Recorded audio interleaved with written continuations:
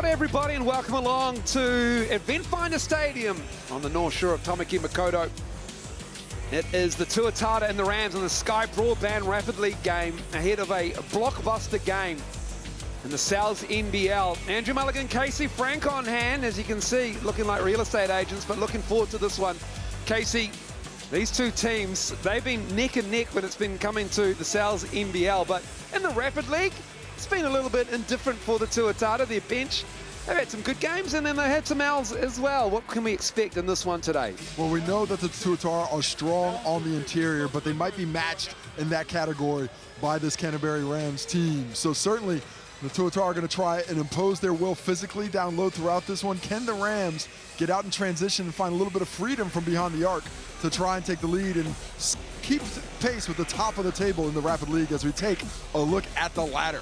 Points for and against count in the Sal's NBL main game as well. So, as you can see, the Tuatara 7th, the Rams 4th, and their points differential is much better for the Rams, and it might be a playoff spot coming down to a Rapid League game, maybe on the day as well. Here's how it looks for the 5 of the Canterbury Rams. The Isaac brothers in the backcourt, Tucky Farrantson, the former Tuatara, and Husky before that. Stoddart and Tonge rounding out the 5 for the Rams.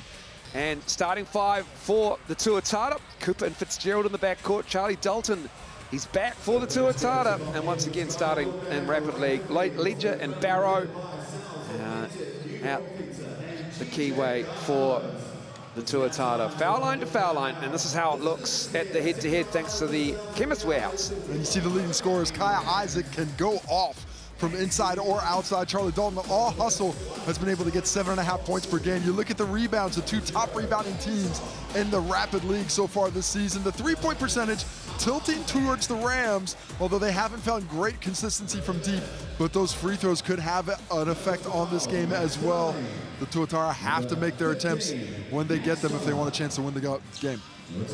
I love it. Reverend Fitzgerald already looking at the Rams bench and flexing on them. Waiting for them to come out. I love Reverend Fitzgerald. He's got great energy. He's a lot of fun to watch play. And here come the Rams out here for a Sky Broadband Rapid League game. And Casey, that three-point percentage, further problems for them with no Chris McIntosh, who rolled an ankle last week in their Rapid League game against the Saints, and he is their sniper from deep. Yeah, that affects that ability to get going from deep, but they have brought in a couple of young players. Brady Yulee has been playing very well for the Tuatara in the NBL, and also Jackson Kiss on the roster again. Last time we saw him in a Sal's NBL game, he was going top shelf on a couple of imports, so can't wait to see what he does in the Rapid League today. Yeah, his first Sal's NBL points as a player was a baseline 2-foot plant tomahawk jam on somebody. It was on Markel Lotz with a 7-footer in the vicinity as well, so maybe we can see some of that again. Underway, and it's Charlie Dalton on a Sunday afternoon. A little bit drizzly outside, but Takaya Cooper looks to heat up early on. Well, they dared him to shoot it. They went under that on-ball screen. He did the right thing, taking the shot. Has to stay confident with it and keep taking his attempts as they present themselves. Tonge to Stoddart, knocking down that 3. That's a good shot for the young man. Well, when the big fella on your court team is able to hit the deep ball, changes the geometry of the court. Now Nick Barrow's gonna have to guard him on the perimeter moving forward in this ballgame. From the University of Colorado, Colorado Springs, the Kiwi. Young man spent a lot of time there, 4 seasons in fact, and a good strong move from Takaya Cooper. Strong is the descriptor. He got right into the chest of the defender, decleated him, backed him up a couple of steps, giving him the space to finish. That's Kaya Isaac, older brother of Tama, and he's into the key. He spent a lot of time on the North Shore, Casey, with the Breakers, training with them through the Aussie NBL season. And still in his infancy as a scorer, but you can see the skill set is silky smooth and going to take him a long way. Charlie Dalton, it goes over the top, so it will be Rams ball. I love seeing Charlie be more confident in his jump shot this season. A year ago, teams would leave him out there and he just was trying to get up that confidence to make that a regular repertoire in the shot. His percentages are still improving, but just the willingness to take that shot is a big step in the right direction.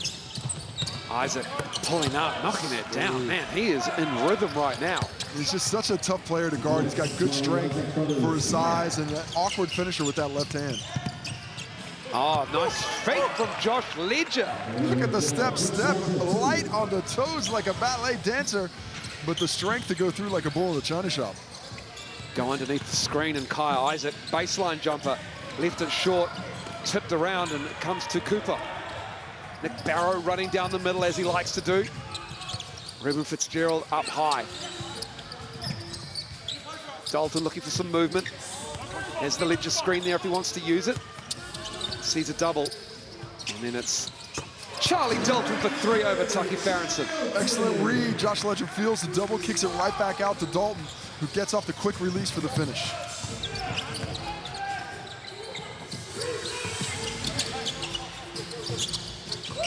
Tonge back to Kai Isaac. Still 8 seconds to go on the shot clock. Sees the double on the side. Spins. Gives it up. It's Tonge spinning himself with the right hand.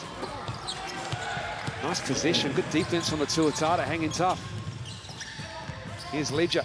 Looking for a handoff with Dalton. Fields it. 3 touches, 3 shots from behind the arc, and 2 of them look good. The Rams have to be aware of his presence from deep. Tama Isaac, the 17-year-old, Christ College, puts it in. That's a strong move. 17. That move is well beyond his years of maturity. Dropping the shoulder, creating that space, and the soft touch to finish it.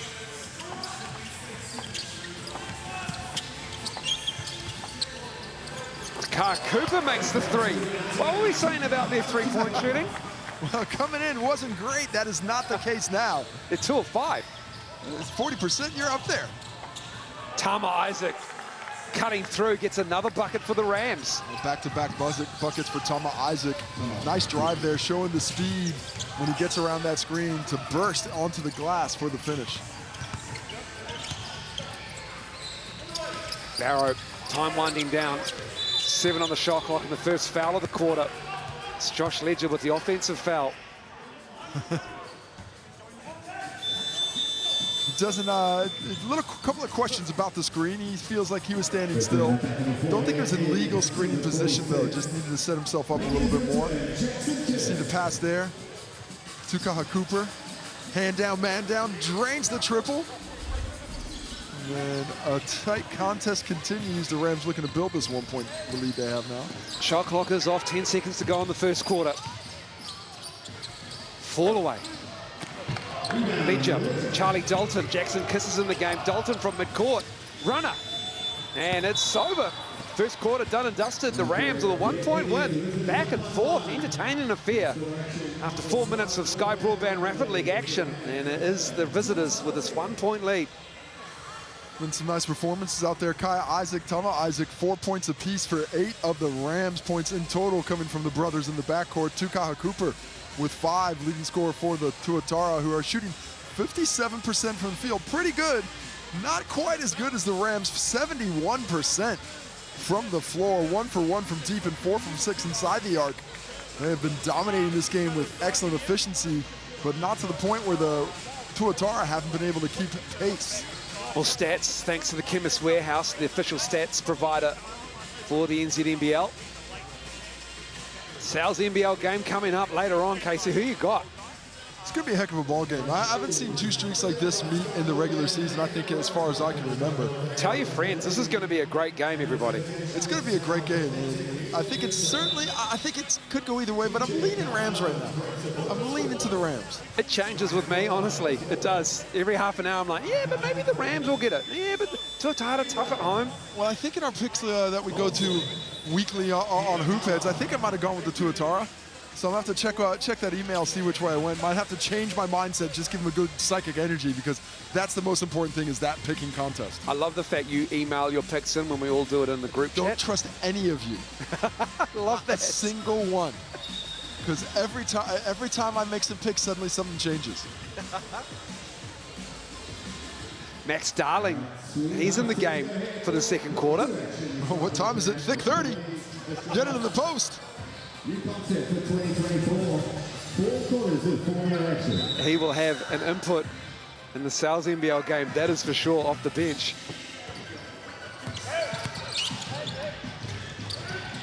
Tama Isaac. In the corner is Kaya. Short. got that shot off so quickly, but an excellent contest by Tukaha Cooper before grabbing the board.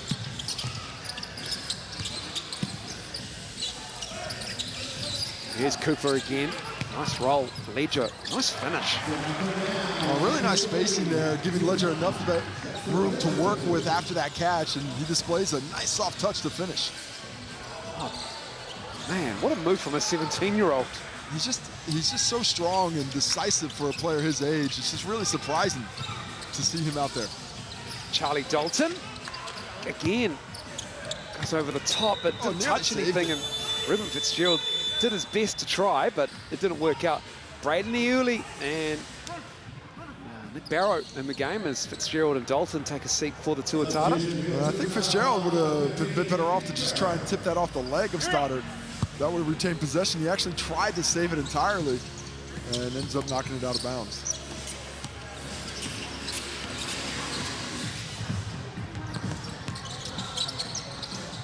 Farronson given some room. And he can hit it from deep, that is for sure, Tucky Farronson. Been struggling a little bit with the jump shot this season, but at times in the Rapid League, he's found that measure from deep. Tukaha Cooper, another three. 8 points for the young fella, has come out very aggressive. I think it was in the scouting report to force him into the three-point shot, but they're gonna have to adjust that now. Spent last season at the Jets as Tucky Farronson gets into the key and puts it over Cooper on that one. Really nice use of his strength and athleticism there, getting to his spot, knowing he can shoot over with the length of that advantage he has. Iuli driving, contested three. Stoddard in the middle there, pulling down the rebound. Tuatara hunting for Tukaha Cooper there, misses that one. Tucky Farronson to the cup and in, and Jack, excuse me, it was Tukaha Cooper, just felt one in the chest as well. Strong move. Nice job by Farronson to be determined on that drive. Speaking of strong, Braden Iuli can't get the roll. Pace picking him up just a bit here. Farronson, can't get that to go down. Oh, just stretched that one out. Might have got away with the travel before he put that shot up. Good extra pass from Jackson Kiss, and really can't take advantage. Comes off the hands of Nick Barrow. Minute 31 to go in the half. Sky Broadband Rapid League. Well, the scoring hasn't been huge, but the pace has been pretty quick. Both teams really looking for those early transition opportunities, but still having the ability to set up in the half court. And you see that drive there by Farronson. Just drops that shoulder right into the chest of Tukaha Cooper. Excellent finish through contact for two.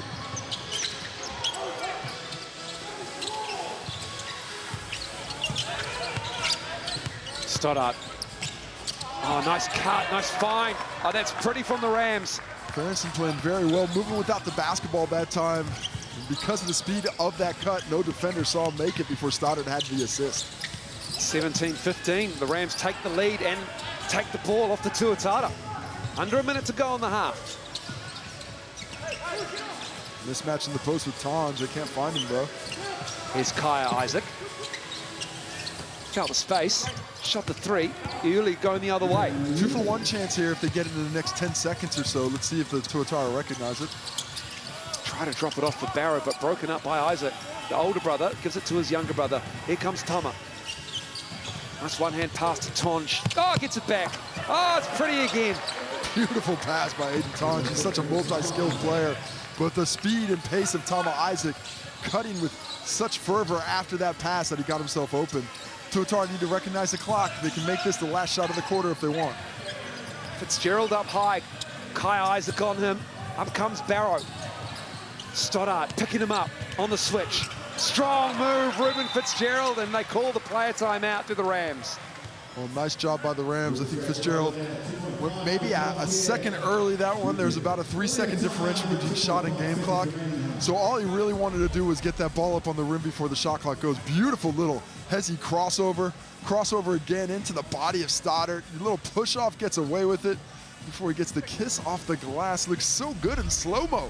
I swear it was faster in real life, though. Slightly. He's liquid fast, Ruben. Liquid fast. He's strong. I don't know, like molasses? No, not like molasses. Liquid fast. I don't know. I would call him liquid fast. He's as much weights as he is speed. I'm trying to pump him up here. Kai Isaac for three, and he rattles it in. It counts. Well done by Kaya Isaac. Excellent recognition of how much time was left for him to get that shot off. Uses the up fake, creates a little bit of space, and drains the triple to give Canterbury a 5-point lead at the half-term break. We'll take a look at the stats from Chemist Warehouse now, as both teams have found a high level of offensive efficiency. Tuatara scoring at an 80% clip from the field, inside at 2, which has been great, just 30% from behind the arc. At 3 for 10. Taking a look at the Rams, shooting 56%, 30% from the three-point range. And before that big one, the rebound's pretty close, but take a look at the highlights from the first half. There were many of them, starting off with Kaya Isaac finding it in the mid-range, hitting jumper number 1. The Tuatara came back. Josh Ledger, fantastic footwork in transition. But it was the Isaac brothers on one hand who were really dominating play for a lot of that. Kaya Isaac was 7, Tama Isaac was 6, 13 points between the two of them on the other end. Ball movement was the name of the day for the Tuatara. Tukaha Cooper continued to find his space from deep, moving without the basketball, kept that score ticking over for the Rams. Before that, finished the half. Kaya Isaac, huge triple, had something to say about some contact. Don't worry about that, just worry about the jump shot because you're on fire, young fella. And here's your large meatball pizza deal from Sal's. Use the QR code. Sal's Baller is the code. Once you make it through, punch that in. Go get a large meatball pizza for 30 bucks from Sal's, valid until Tuesday. 22-17, entertaining game. The Sky Broadband Rapid League going on here at Eventfinda Stadium. 2-minute break at halftime. And the Rams looking smooth in that first half. 0 turnovers too from the Rams. Really impressive. Not that many more for the Tuatara. They had 3 in total, which isn't too bad, but the Rams are a well-drilled machine. They do this in the NZNBL. They do this in Rapid League. They do not beat themselves. They're out there to make the easy play, take the high percentage shot, and let the chips fall where they may, but you could be working all day long and not force them into more than 1 or 2 turnovers in the game. Ledger to Dalton, underway in the third quarter. And there's another turnover, the 4th of the game. Kai Isaac stole it. Tucky Farrenson trying to find Tonge, who does well to save it. Max Darling. Tonge, fantastic footwork and body control to keep that in play. Max Darling unable to finish it though. Ruben Fitzgerald. There's Tama Isaac.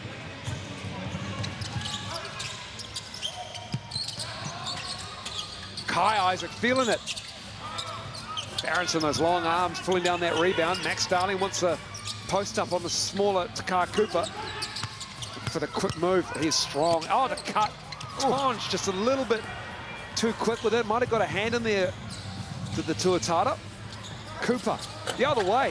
Back and forth to start the third. And we've got a push underneath. Pretty unlucky there for Max Darling. I think he just has a bit more bone marrow than Charlie Dalton there. Nothing untoward, but the strength gets him out. Looked like a solid box out. Just a bit too much contact for the coin officiating crew's liking.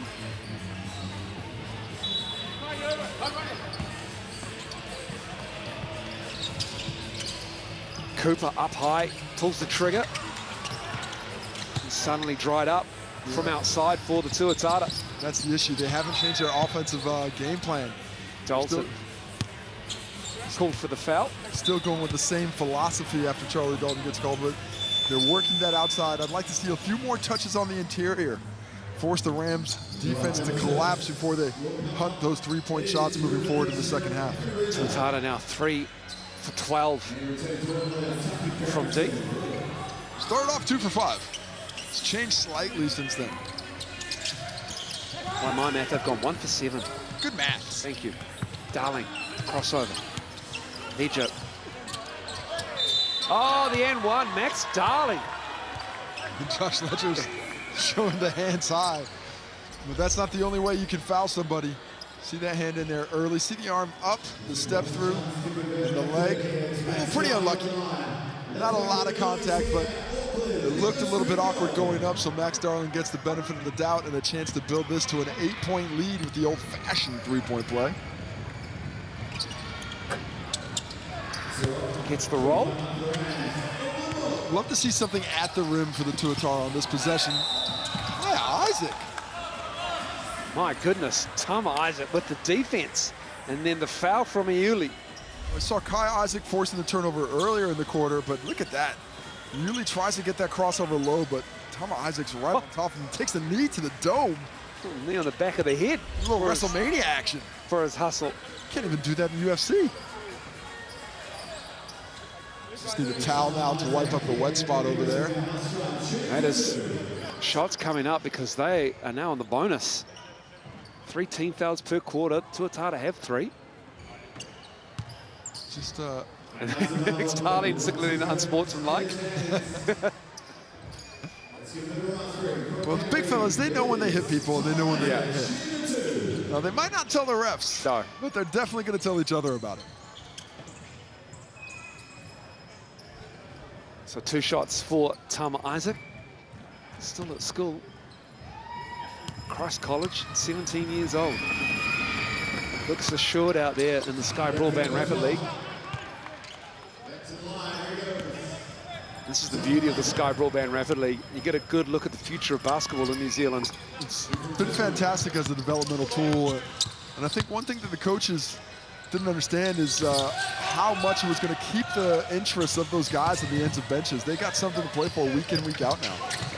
Dalton with a nice baseline floater. He's really improved his skill in the last year. That's a shot that is difficult to make, but he makes it look easy. God, man, Tama Isaac, that's a tough move. Nice floater himself. He plays with so much confidence and just really skilled for a player at his stage of development.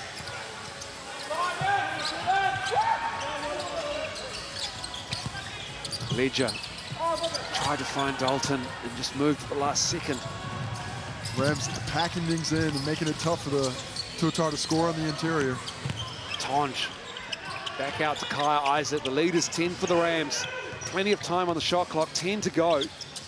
And then another three-point attempt. Kai Isaac knocking it down. He's got 13 now. They're so under control. They know exactly what to want. They get the switch they want. Kai Isaac goes 1-4, pulls the jumper for triple. Make it, he's got 10. My apologies, got ahead of myself. Barrow misses, falls to Cooper. Looking for a cutter, outside to Dalton with the up fake, drives. Lost the handle, swiped away. Tucky Farronson, those long arms again. That's broken up. Well done by Dalton to get the turnover back, but the Tuatara need to find some answers on offense. Just 2 points in the quarter for Auckland. Dalton with his feet set, shoulders square, too strong. Just the penetration is not really causing any defensive rotations because it's not scoring penetration, so it's making those kicks out not to open shooters. 8 to shoot. Isaac looking to go at Barrow. Well, you knew what he's going to do. He just did it. Iuli gets around Kai Isaac with the foul, because it's just the second one with 32.5 to go in the quarter for the Rams. Smart foul. Stops the break, takes away a fat transition opportunity, and forces this Tuatara team who's been struggling to get the ball through the net to find another way to do it.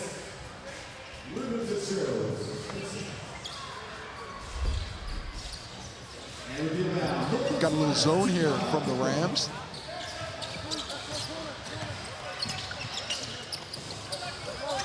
Jackson Kiss on the baseline. Barrow settles it all down for the Tuatara. Good penetrating pass, and that's a shot that Nick Barrow needs to take. Whenever you have a half-open look right now for the Tuatara, I think they have to be more aggressive with taking those kind of shots as this game finishes. Shot clock is off. 7 to go. Tama Isaac, double clutch. Jackson Kiss, and that'll be it for the third quarter. Rams with this 11-point lead. Just 4 points in the quarter for the Tuatara. Just the 4 points, and 2 of those came on their last possession. The first 2, I think, very early on, so they bookended that 4-minute period with a couple of buckets, but the Rams, the offense has been steady. 11 points, 10 points by quarter. Double digits each time to get to this 32-point number that they're at right now. And playing very efficient offensively. 52% from the field are the Rams, 62% from inside the arc, 33% from deep, and have hit the only 3 free throws in the game, all on their side. So you love to see that as a coach, your team taking care of what's been offered to them. And it's the Isaac brothers, the leading scorers for the Rams. 10 apiece, gets you 5 a starter from $30 a month for the first 3 months. Valid until the end of June. And Kaya and Tamatoa, 10 apiece here. 6 for Barronson. He just got 4 rebounds and 4 points. Takaya Cooper with 8 for the Tuatara. He's their leading scorer. And it's hard going for the Tuatara in that third quarter. Really, the offense was packed in, had a zone look as well from the Rams. You know, it's that one for their last 10 from deep, so the Rams aren't concerned about the 3-point shot anymore. They're packing their defense in the key. You see 5 defenders with feet in the paint, forcing the Tuatara to attack through where all the defenders are has been proven a very good strategy. Tell your friends, tell your family, the Tuatara and Rams coming up at 3 p.m. live on Sky Sport 2. That is going to be a great game of basketball between number 1 and number 2 in the league. Tuatara and Rams respectively. Someone's streak has to end. 10 in a row for the Tuatara, 9 in a row for the Rams.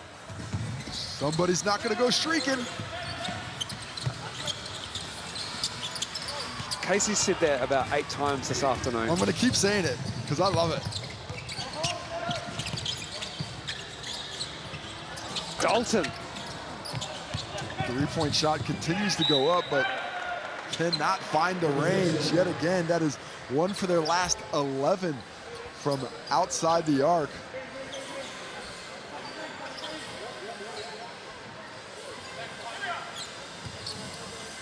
Carl Cooper to Ruben Fitzgerald. More of that 2-3 defense, not extending. Nice defense. They're on a string, they're connected, they're challenging everything, and they're shutting down those penetrating lanes. So now 1 for 11 from deep. Tonj. He gets in on the action. And that's their 4th 3 for the Rams. They're 4 of 10. It's a 14-point Rams lead here. Jackson kissed the look away to the baseline cut of Dalton. Works his way up, puts it in. We've got to penetrate with some cuts now. I like Charlie Dalton moving without the basketball. Need more activity from the weak side to try and force this defense of the Rams to react. Stoddard for 3, knocking that down. Hit the first one of the game and looking very comfortable. They're going to have to step out and guard him. Just giving him the clean look has been proven the wrong strategy. Kiss. The Rams just shutting down the offensive rebound opportunities too, making it very tough for the Tuatara to get second chance opportunities. Stoddard again. This time it's underneath. Just in the right spot. Kaya Isaac delivering a nice assist. The Isaac brothers doing all the scoring in the first 3 quarters, but defense is up in front of their mind here in the 4th quarter. Not a great pass from Barrow, unfortunately. And so he'll take a seat with Ledger and Ueli coming onto the floor. Fitzgerald sits with Barrow.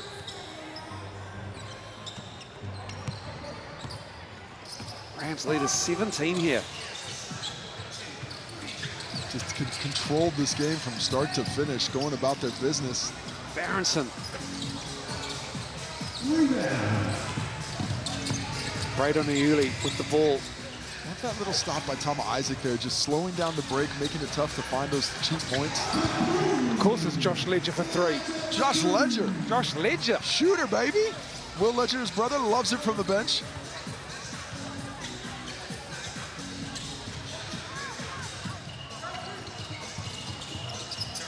Pretty disappointed we can get the Ledger brothers guarding the Isaac brothers at some point during this game. Yeah, we need to make that happen. Kai Isaac. Collected by Ledger. Well, just over a minute left. Can the Tuatara get hot quickly from deep to keep this thing close? Yuli. Takar Cooper. That's nice from Takar Cooper. Down to 11. Player timeout.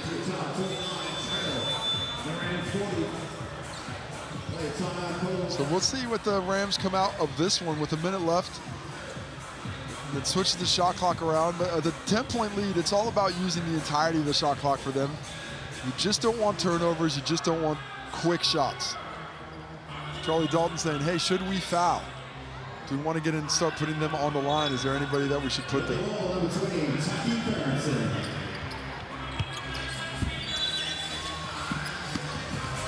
Berenson to get us back underway. Stoddard. Tom Isaac, under a minute. 5 to shoot. Going at Ledger. Tough finish again. And then got a sub is on the make. It actually takes away the break opportunities. We take another look at Tom Isaac, right to left over the outstretched arms of Josh Ledger, showing the perfect understanding of the space he needed to get to that point. And player timeout to the Tuatara here now. We're down 13. We're hoping for a minor miracle to see if they can't get back in this ball game. A triple here. I love your optimism. I mean, miracles happen. They happen all the time. And this could be one of those games. You remember that time we were down 13 with a minute and one? I'll be like, yeah, I do. We're at the retirement village together. I still remember some of the ones back in the day. There's one in particular at high school. We were down 16 with a minute 8, and we won in regulation. How did that go? Ryan actually started in the stands afterwards, so it wasn't great. Oh, okay. It sounds like there's a lot more to that story. There it is. Ledger on the reverse. Oh, it's pretty. It's really nice out of the player timeout. Showing the skill set. Little high post catch, cut from the corner. Ledger with a pretty finger roll, but now they need to stop. Might look to double here if I'm the Tuatara. Isaacs had the ball knocked out. Tonge. It's Kai Cooper. Fitzgerald avoided it, then caught it. Left it behind Jackson Kiss. And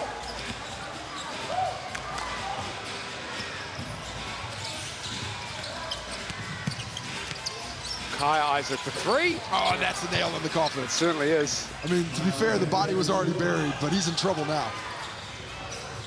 It's Kai Cooper. And that'll do us for the Sky Broadband Rapid League. And it's an emphatic Rams win, 45-31. A 14-point win. And the Rams, impressive in this game. Shooting 17 of 33. And here's how it looks. Thanks to the Chemist Warehouse. 18 of 34, in fact, the Rams. 6 threes. The Tuatara dried up from downtown through the midway through part of the game. And then an 18 rebound advantage to 14 over the Rams. And Casey has Kaya Isaac with him. Well, Kaya, a strong game. You guys came out there and played really well offensively. What was the plan going in, and how did that eventuate for you? Just not settling, getting to the paint, kicking out when they're helping. Yeah, that's it really. Defend the paint as well, so yeah.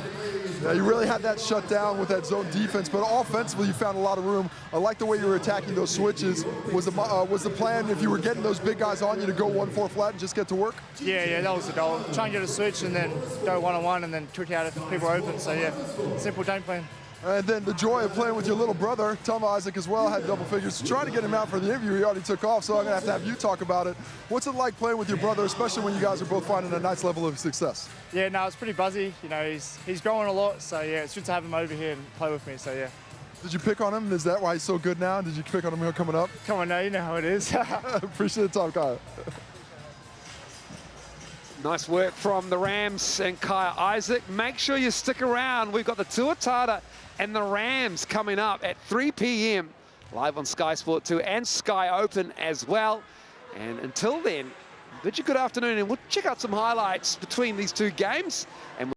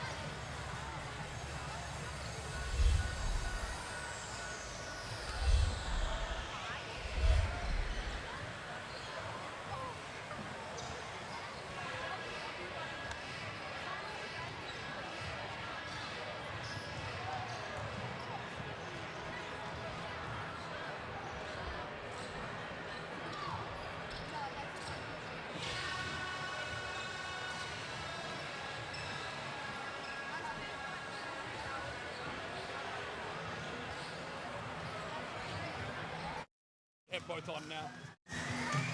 Tuatara is this end and away team's that end. I assume.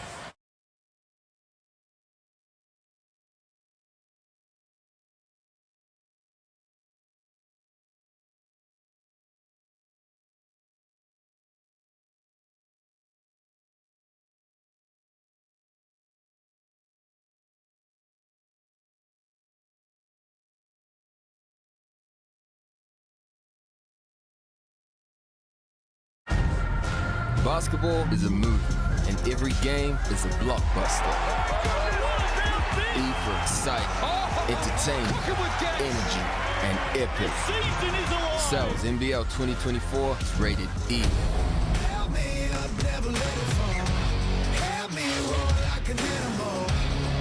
Back to the road. Watch out, 'cause I'm in my zone. And I don't care what you think you got. It's not fair what you think you got. Kia ora everybody and welcome along to the Tuatara and the Rams, the Cells NBL. It is on fire at the moment, and this is the matchup we have all been waiting for. The Tuatara, the #1 team in the league, and the #2 team in town to try and take them down. Andrew Mulligan, Casey Frank on hand for this one. And Casey, this is going to be as advertised, isn't it? What a fantastic game to have in the middle of the regular season. We haven't seen winning streaks of this length meet each other at this point in the season a long time. The teams that met in last year's title game coming at each other, fighting for that first seed. It's so much more important this year than it has been in years past. So much to play for today, and fans at home have a lot of different opinions about how this game's going to go. I mean, that is probably one of the most split mix and picked polls we've seen to start the game. All Cells NBL, because it could go either way. It could go by either margin as well. As you see on your screen, use the QR code to go to mixandpick.com. The app is beautiful, it's streamlined, it's easy to use. Love it, and that's how it's going at the moment. The Tuatara by 6. Oh my goodness. That's a bold call. These are teams that are playing great basketball, and their styles are going to be very complementary of each other to try and get up. As we take a look at how the Ram has gone up to this point, the Saints winning the first of their doubleheader by a big margin. The Sharks getting tipped at the post by the Hawks, who stay in the final 6 hunt. The Giants do so as well with a revenge win against the Phi on the Phi's home court, as the Nuggets' big win against the Hawks got themselves back into the final 6. Then at the top of the table, the Saints get bursting back in to the chase for a top 2 spot with a win against the Airs, which brings us to today. And the best regular season basketball game that I can remember between two teams that are title or bust. There is so much on the line because the Tuatara, if they lose here today, the Rams will go into first spot with just a handful of rounds left in the Cells NBL season and tallbacks duty to come. It's going to be really interesting who sets the tone early here on a Sunday afternoon on the north shore of Tamaki Makaurau, Auckland. And for me, it's about how did the Tuatara shoot from deep and how did this Rams team dominate on the interior. We take a look at the starting lineup. Taylor Britt, season of his career at point guard. MJ Walker had 41 in a game earlier this year. Walter Brown, KJ Buffin, and Lachlan Ulbrich, who has been playing just tremendous basketball. The young fella, the next star for the Illawarra Hawks, has dominated his time over here in New Zealand. He's averaging 19 and 11 as Lucky Ulbrich, and he has been influential. He is the key part in the middle for this Canterbury Rams team, who have won 9 in a row, and he caught up with Casey Frank early this afternoon. Well, Lackey, coming into today's game, a big matchup against the Tuatara, 2 streaks on the line, but regardless of the result, what do the Rams want to come out of this game knowing about themselves? I think just putting 40 minutes of good basketball together, making sure we stay together and stick to our team principles. Yeah. And then looking on an individual level, a matchup with Rob Lowe, last year's MVP, one of the premier bigs in the competition, and a tough matchup with his ability to go inside and outside. When you're preparing for a player that's multi-talented like that, what do you aim for and try and take away in his game? Yeah, I think it's more of not like an individual focus, just me. It's more of a team defensive scheme that we've got against him. So just about sticking to that, and if we do that, then hopefully we cut out, his 20 points and whatever, Looking forward to the young Ram going up against the old dinosaur and Rob Lowe in the middle. And that's how it looks. As, of course, Rob Lowe is a key part of this Tuatara team, getting things done, and that 5 is just so experienced at every level of basketball. Corey Webster, he will have everything on a string. Of late, last couple of games, he hasn't been dishing out as many assists as his 7.5 average suggests, but Ruben Tarangi always picks up the defensive assignment. And Rob Lowe, MVP nominee once again, getting it done in the middle, 21 and 11, getting a block a game, and then playing off around 32.5 minutes. He supposedly is retired, but not for Rob Lowe. He still keeps going like a fine wine, and he caught up with Casey as well. Well, Rob, big game today, two of the longest streaks that have met in the regular season in a long time. Now, a lot can come out of this victory, but outside of the wins and losses, what do the Tuatara want to come out of this knowing about themselves? Yeah, we just want to keep working on ourselves, really. Keep growing towards the playoffs. You want to be playing your best basketball at the end of the season, so every step in that direction we want to take. And in this game, a bit of a veteran versus one of the young up-and-comers, and Lackey Olbrich facing off against yourself for a lot of today. And a game like that against a young player, what do you hope to try and take away from his skill set that makes it a little bit more difficult for him to be effective? Yeah, you know, he's a good player coming into this league. He had a great Aussie NBL season as well. So just limiting his impact on the game, it's my job. But you know, it's a team game, and we've all got to do our part.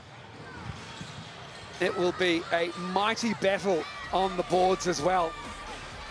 And you can look at the head-to-head here. It's just matchups all over the floor.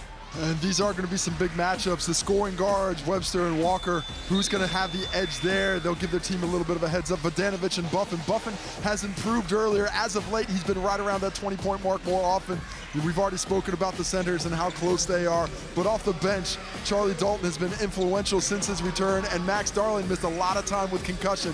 But at his best, he is a unique weapon in the Sal's NBL. No other team has a player of his size and strength coming off their bench, especially one that has championship winning experience. Here's your coin referees for this game. Sharon Martin, Brad Clive, and Mikey Graham will have their hands full today.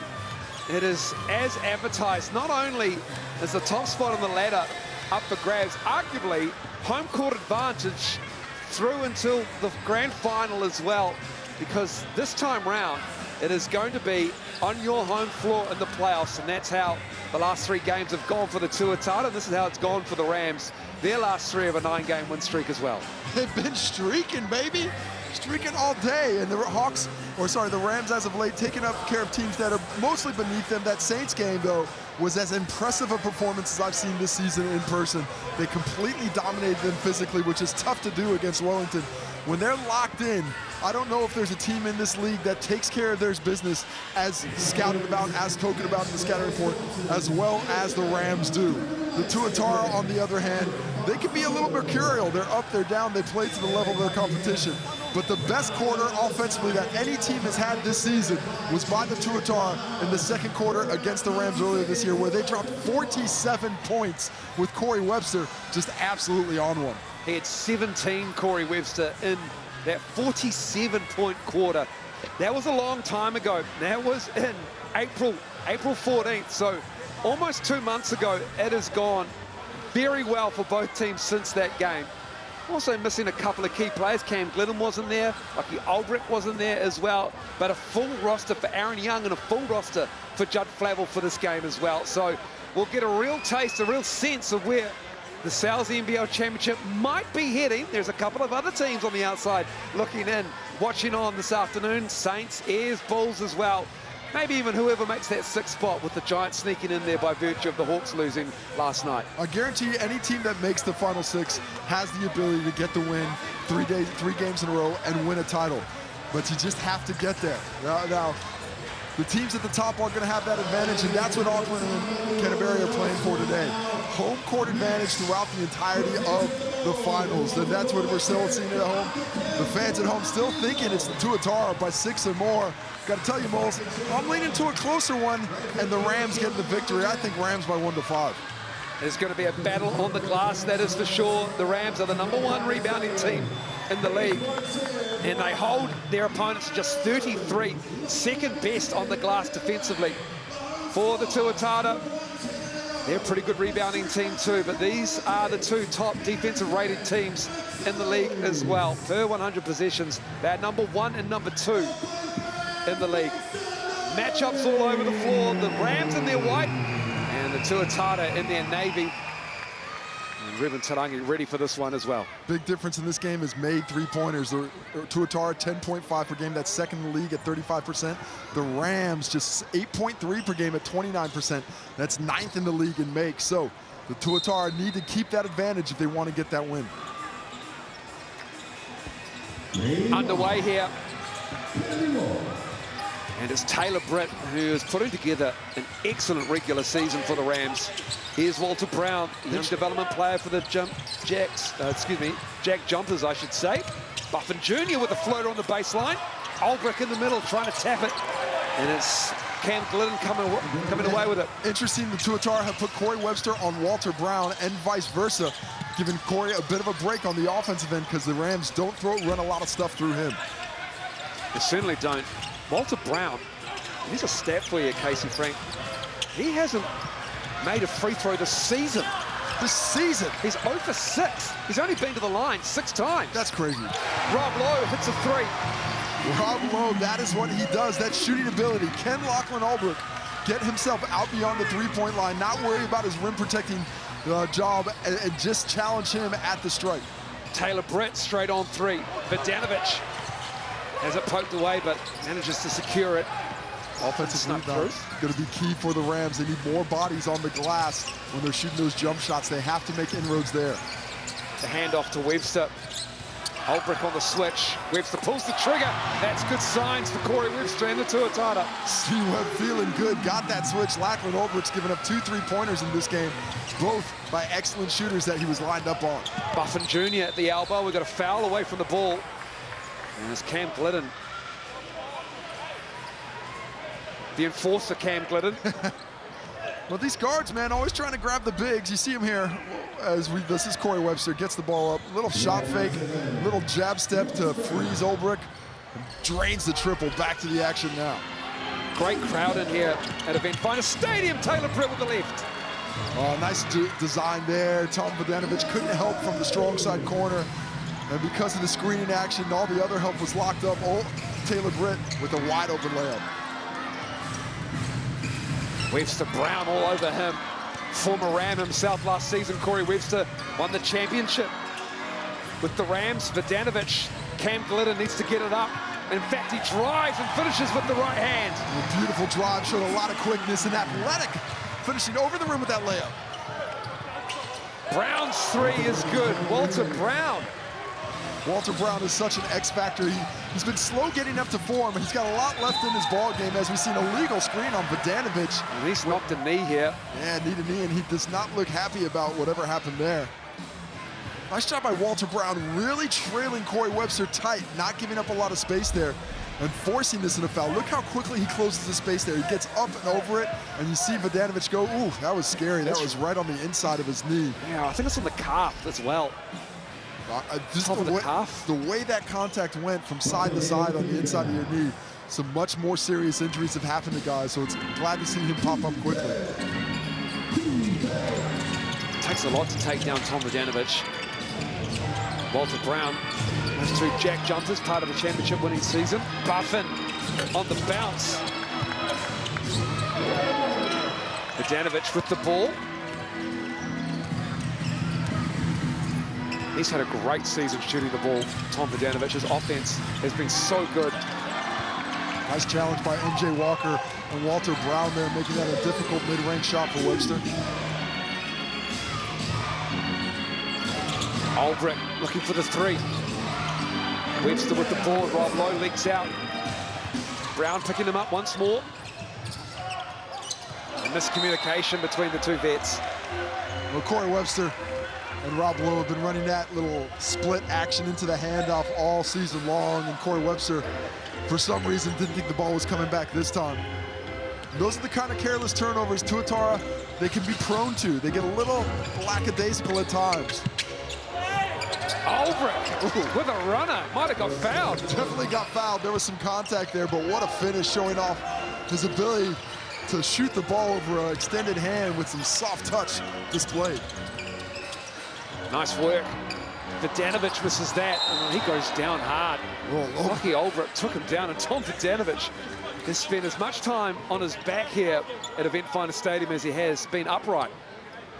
Tommy V missing that layup. Good solid defense, but Ulbrich comes into the play afterwards. Nice challenge there by Buffin. And then Ulbrich goes to get the ball, leaves his cylinder, and Vidanovic just in the wrong place at the wrong time.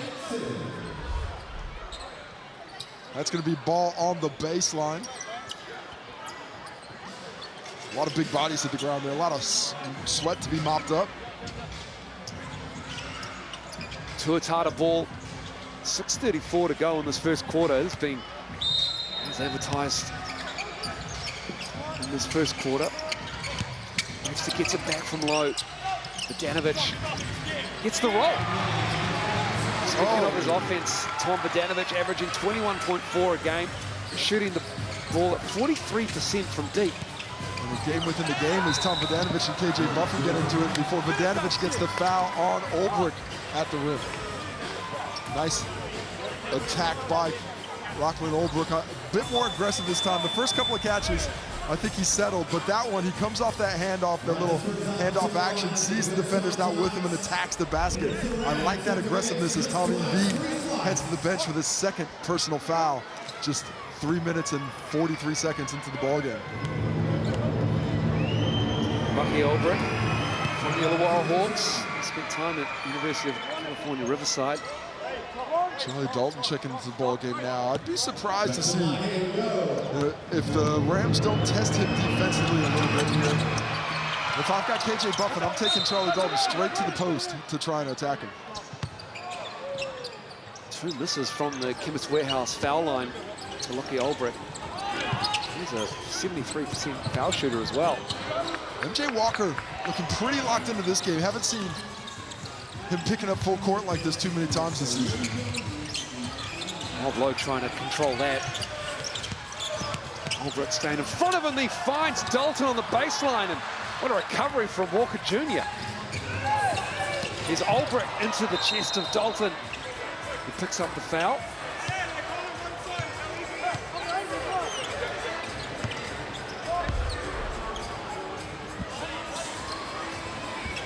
So nice attack once again by the Rams. The foul starting to pile up on the Tuatara. That's the 4th team foul in just the first 4 minutes of the quarter. Walker Jr. missing that. Buffen on the other side. Tarangi with the hand. Low. With the flush at the other end. What a pass by Corey Webster. Drops right into the breadbasket. Ulbrich hustles to get back, but it doesn't matter as Rob Lowe plays above the rim. Ulbrich for 3. Dalton can't control that. Buffen, he gives it back to Ulbrich. Tarangi on him. A stout defender, but giving up some inches to Ulbrich, who gets underneath. Oh, man, Ruben Tarangi just stands his ground. And he is strong. That was such a strong defensive play. So strong, he threw it off the backboard. The trailer of Dalton can't get it. Love the physicality this game's being played with. They're taking it to each other early. That 3 is cleaned up by Lachlan Ulbrich underneath. And it's put back in. KJ Buffen. Buffen underneath. And Brad Clive is giving a warning to Judd Flavel on the sideline. No more from him. Look at this pass. Corey Webster right into the breadbasket, into the hands of Lowe. Perfectly caught. Decent contest. Too good by Rob Lowe. Max Darling coming into the game. Ulbrich will take a seat here. Early substitution for Ulbrich. I've liked his aggressiveness, but he hasn't found that success, especially from the field, where he's just 1 for 4 right now. He's 1 for 5. It's Ulbrich, but Rob Lowe's still out there. Darling, he will not give up much strength, that is for sure. He boxes out Rob Lowe on the clever miss. That's 4 missed layups by the Tuatara now. Brown dropping it off to Darling. Knocked away. Here comes Corey Webster. Tarangi. Good extend there by Max Darling. Now 3 ball. Corey Webster misses that. Here comes Taylor Britt. Walker Jr. to his left. Crossing it up. Lost the handle, and he's fouled by Rob Lowe. Rob Lowe comes in late. Beautiful crossover. Taylor Britt, the left to right attack in mid-range, gives the stutter steps, boom, blows by Charlie Dalton, and the contact by Rob Lowe. He's in the charge circle. I think it's on Charlie Dalton, to be honest.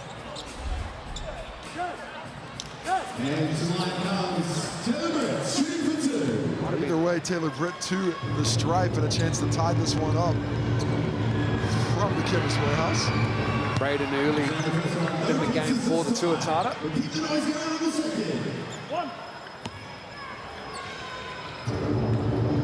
Right now the rebound's being controlled by the Rams. They're not really giving the Tuatara too many opportunities to get those second chances. Nick Barrow in the game for Dalton, who sits with those 2 fouls. Just a little bit more size with Nick Barrow coming into the lineup. He's a bit more used to setting those screens and playing that physical game underneath the rim. Yuli, mid-season pickup by the Tuatara.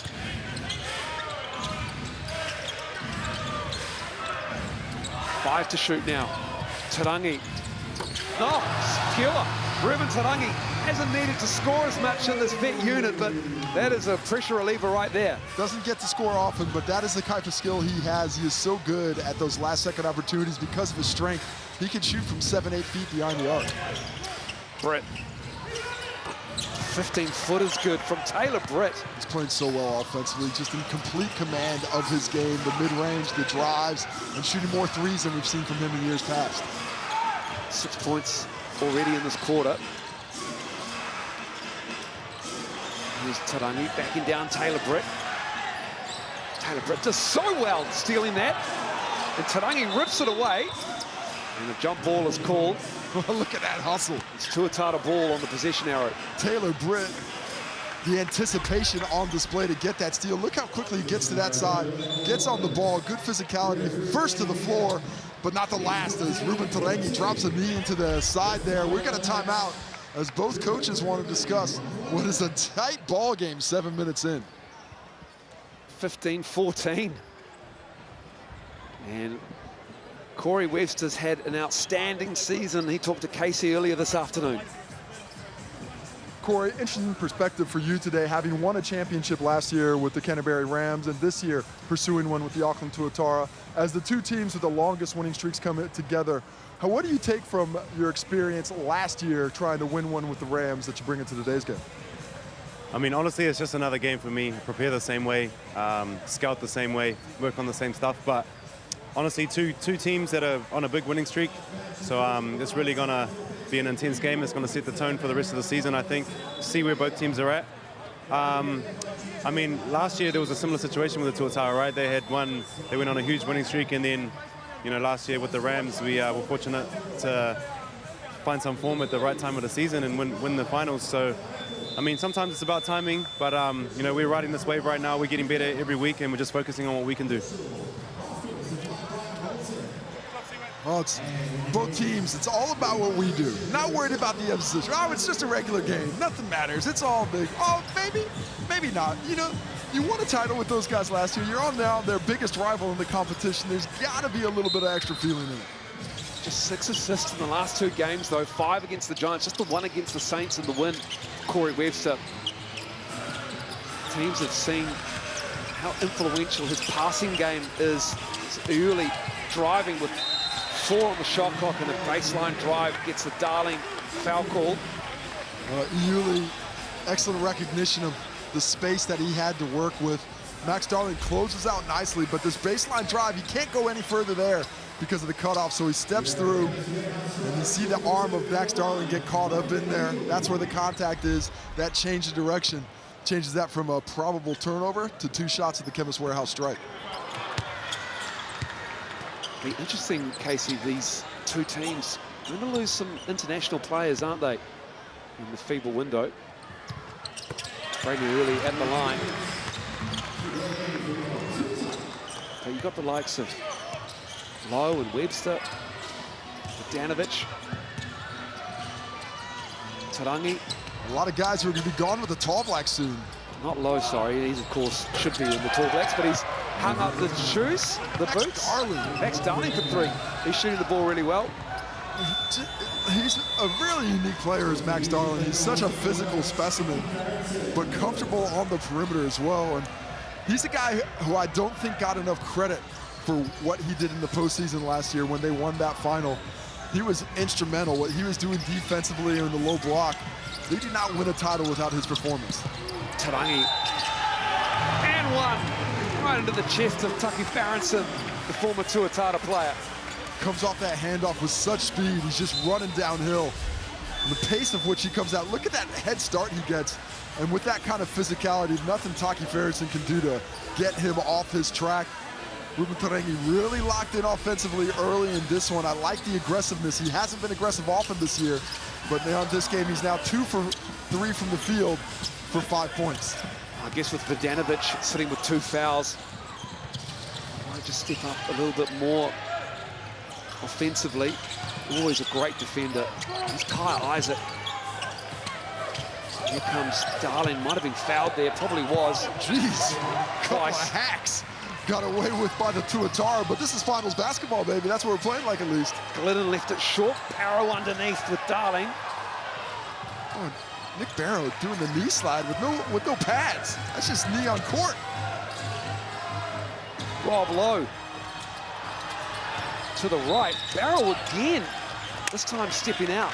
So, just a valuable player, Nick Barrow. He's a guy who hasn't really played for the last couple of weeks outside of Rapid League, but the second Coach Aaron Young taps him on the shoulder, he comes out, he produces, uses that physicality, knows where he's supposed to be on the court, and has an excellent understanding of where those balls are going to miss off the rim.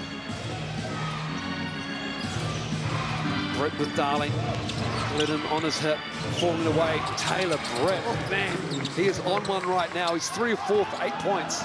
Just the best season of his career, but so comfortable offensively. He really understands his skill set and where he can get his opportunities. Right up and on Glidden as well. Finds Lowe, who finds Barrow. And Nick Barrow will go to the line, the Chemist Warehouse stripe to shoot 2. Love that passing. They're just so well connected. The late pass on the interior into Rob Lowe, and then he makes that extra kick to Nick Barrow. Excellent footwork to get through here. Look at this little step through, step, and that extra one coming through before Buffin comes down with a hack to send Barrow to the Chemist Warehouse for 2. Tama Isaac, the 17-year-old, in for Taylor Britt for the Rams. Oh, that one rims out. How about the high level of basketball being played? Just 3 turnovers in the quarter, 2 by the Tuatara, 1 by Canterbury. Both teams shooting reasonably well against very tough defenses at the same time. All locked up at 19. Minute 10 to go in this first quarter. Tama Isaac with Corey Webster on him. And Tama Isaac feeling the Webster pressure, that is for sure. Taki Ferguson now, 7 to shoot. Falling. Left it short, and we've got a foul underneath. I think that's Yuli underneath. It is, with the push on Darling. When you get matched up against a guy like that, it takes a lot of your effort to keep him off the glass. Unable to do so there. I like these kits. Use that QR code and head along to the merch store to find some Tuatara or some Rams unis or any of your favorite Sal's NBL teams. Taki Ferguson, the recipient of that foul there. You said it might have been on Darling, but no. He's had a bit of an up and out this season, Ferguson. He's been injured for a bit. Didn't play in the competition last year. He's sort of searching for his role on this Canterbury squad that is so deep in wing talent that it's tough for guys off the bench to get those opportunities with consistency. Aiden Tonge into the game for Buffin.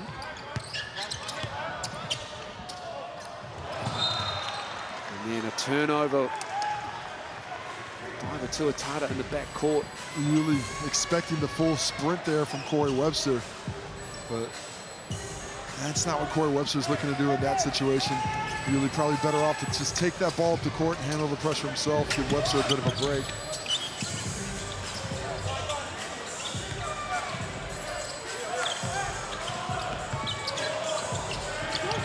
Two to shoot. Isaac. Oh, Kai Isaac. Loves it. Deadly from that mid-range, so confident. Love his game, love the way he's been developing this year, not just in the Rapid League, but in the Sal's NBL. Rams lead us 4. Corey Webster so smooth with that right hand. All created by that Rob Lowe screen, took out multiple defenders. They had to chase Webb to effect that shot. Isaac, he's going to pull up here. Winding down, it's Darling. The closeout by Barrow. And that won't count, or will it? Talk about it, but I think it was late. They're going to have a discussion, but I think it was about a half-second late. Let's see what the officials are talking about. No good. It is wiped off, and we'll take a break. We'll come back with the second quarter. It's the Rams leading by 2.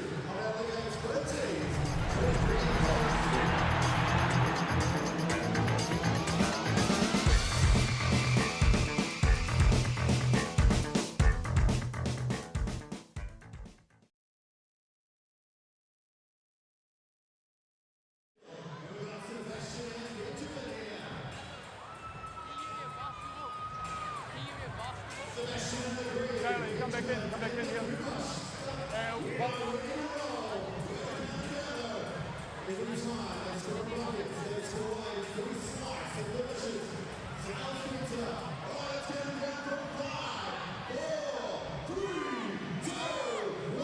Let's go.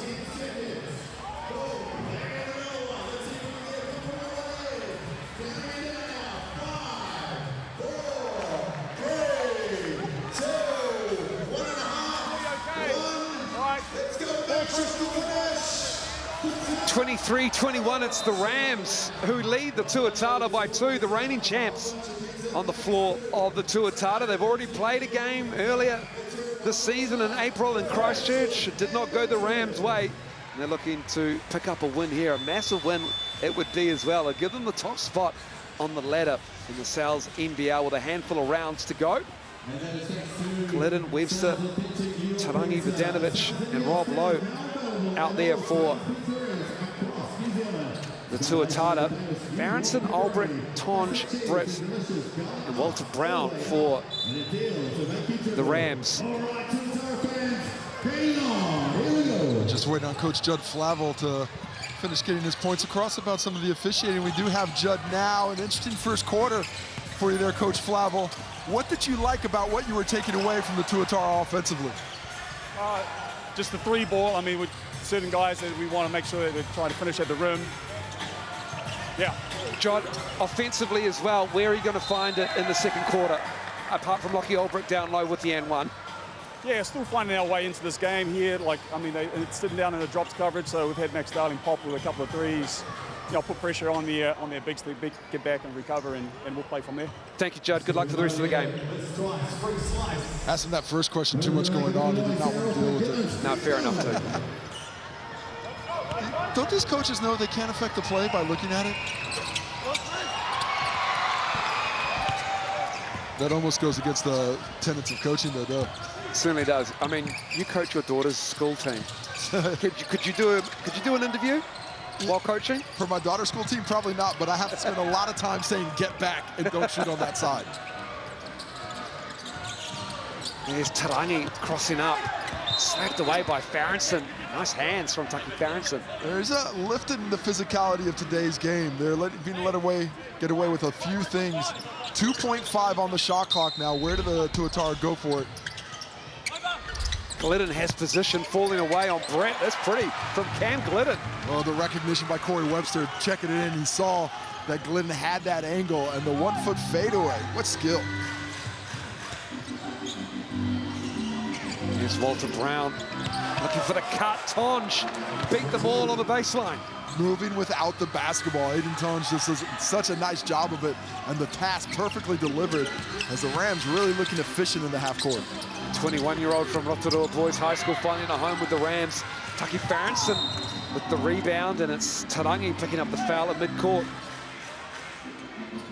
Ruben Tarangi saying, why did you yell like that? Did I even get you? Little bit of contact, little bit of contact. Right now, what I found interesting is we take another look at the foul as Ruben Tarangi gets the contact with the body there, cuts it off with the arm. Good sell by Taki Farrenson. What I've been finding interesting is the Rams' ability to play off the three-point line but still contest late. These are open, semi-open looks that late hand is really affecting. See if that keeps the pace the rest of the game. MJ Walker Jr. spinning and falling out of bounds, and it will be Tuatara ball. It looked like the chair got pulled out on him. He was expecting that contact to come his way, but let's see. Oh, a little trip. We see a little trip there from Cam Glidden. MJ Walker, that was the question, saying, oh, did not see that one the first time through on the far side of the court. Some veteran news. Did you teach him that in the commentary box in the last couple of weeks, Moles? I've been saying you need to pull the chair out more. You need to hook. Just trip, cheat. You know the angles of the referee's eyes. You can get away with some stuff, Cam. It's good advice. Good advice. He's you know, he's such a clean-cut, nice guy.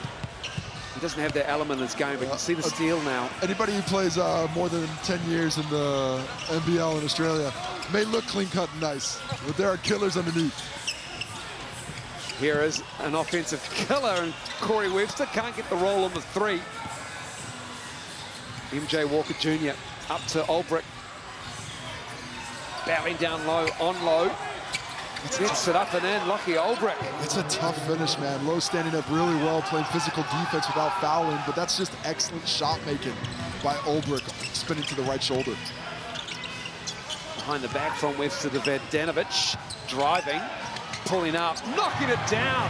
Corey Webster. Recognition by Tommy V there. Get it back to C-Web, who had Tonge on him. Just a bit too slow to stay in front of him on that drive. 7 points, 2 rebounds, 4 assists for Corey Webster. Olbrich underneath, can't get it this time. Here comes Cam Glidden. He's fouled. He wants an unsportsmanlike, says Aaron Young. It's not unsportsmanlike, and it's not a shooting foul. But I appreciate both efforts. Here it is. We'll take a look at it again on the GJ Gardner-Holmes replay. There's the foul. And then Cam Glidden going for three. Give me 3 free throws. We also mentioned you've got to sell up more when you're getting Gotta sell. Gotta sell. To Cam in commentary. On the call last night, Ayers Saints. Great win by the Ayers. A lot of emotion in that game as well. Sweep the series against Taranaki. The Tuatara looking to do that today. Yeah, but the Saints, they get the win. Oh, what a set. Yes, and that's a timeout. Judd Flavel seen enough. Lovely set. I mean, just a really good set. They knew that switch was coming. Ruben Tarangi spins straight into the post up and immediately goes up with it before any help can come down into the paint. Nice job by the Tuatara coming out in this second corner and adjusting what they're doing offensively. No longer settling for threes. Denying an inbounds pass, there's nowhere to go. Everybody can see it's just this guy catching it. Let him know. Let him know. The guard to guard, back screen here. We're not switching. What? Okay. Yeah, I want you to try to battle through that one, but. Okay. Who's in for them? Who's in? Tom? Tom's in? I got a new one here. Okay, snap. And we'll hook this screen, hook the screen, hook the screen. So I got the new one we put in. Yep, come off. We hit. Screen, MJ up. Keep your momentum going back. Hook that one and then slip, okay? Okay, right. Sal's pizza deal is a large meatball this week. Use that QR code and punch in Sal's bola. Valid until Tuesday. Lockie Olbrich, 7 points for him, 3 of 9, 4 rebounds. He's battling hard underneath. Might need a pizza after this. It's a good post-game feed. Buffin and Walker get us underway. Back to Britt. Ruben Tarangi picking it up.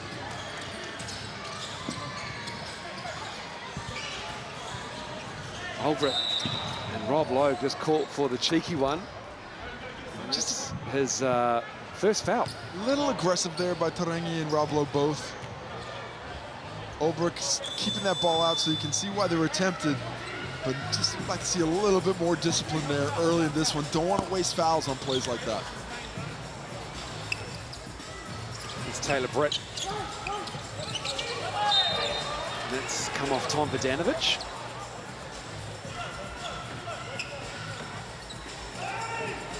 9 to shoot for the Rams on this one. Best defensive possession so far today, pressuring the ball out beyond 3 for the Tuatara. Now it's 14 because it was a kick ball.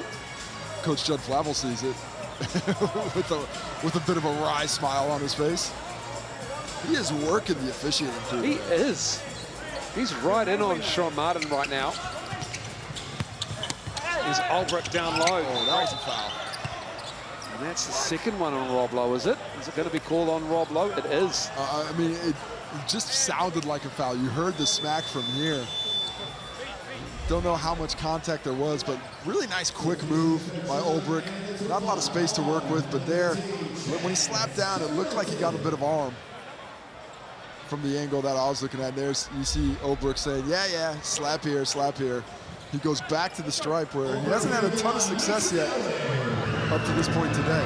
It's just 1 of 3 from the Chemist Warehouse foul line. I got 1 of 4. Lucky Ulbrich, usually a 75% foul shooter. Lucky Ulbrich, 73. That's 70. If it was 75 coming in, it's probably about 73 now. Continuing to drop. Decent looks at the rim, but just looking not quite locked in with that background behind the rim. Pretty tough on that side. A lot of movement out there. A lot of crowd in as well. Around 2,000 at Eventfinda Stadium. Great to see people coming out on a Sunday afternoon here at Auckland Tuatara, Auckland. And that's an air ball from Corey Webster, and it's Rams ball, who have a 3-point lead in the second quarter. That's just really good defense by Walter Brown. Sprinting full speed, looking like he's going to take out the landing zone, but not doing it. It's okay to mess with shooters like that. Make them feel uncomfortable. The last thing you want is a comfortable Corey Webster shooting the ball on a pull-up.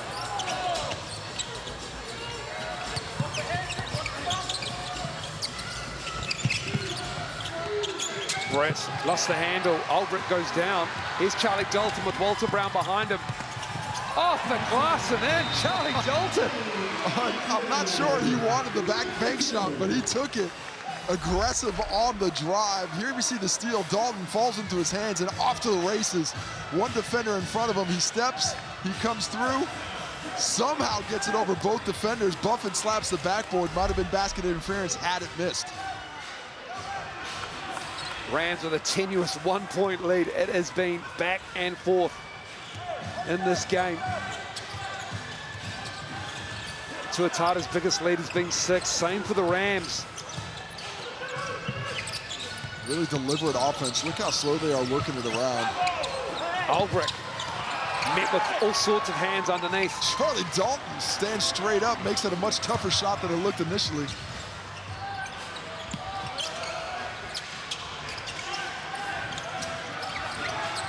Webster. Brown with the switch. Britt had him. Now it's Ulbrich. Webster lost it. Let's get it up. He does. Yeah, drops. Corey Webster. Of course it went in. Come on now. Come on now. You're having a laugh. Doesn't even see the rim until the shot clock goes off. Somehow has the soft touch to drop it. Walker rips that. That's an 18-footer that will feel good for Walker Jr. That's his first field goal.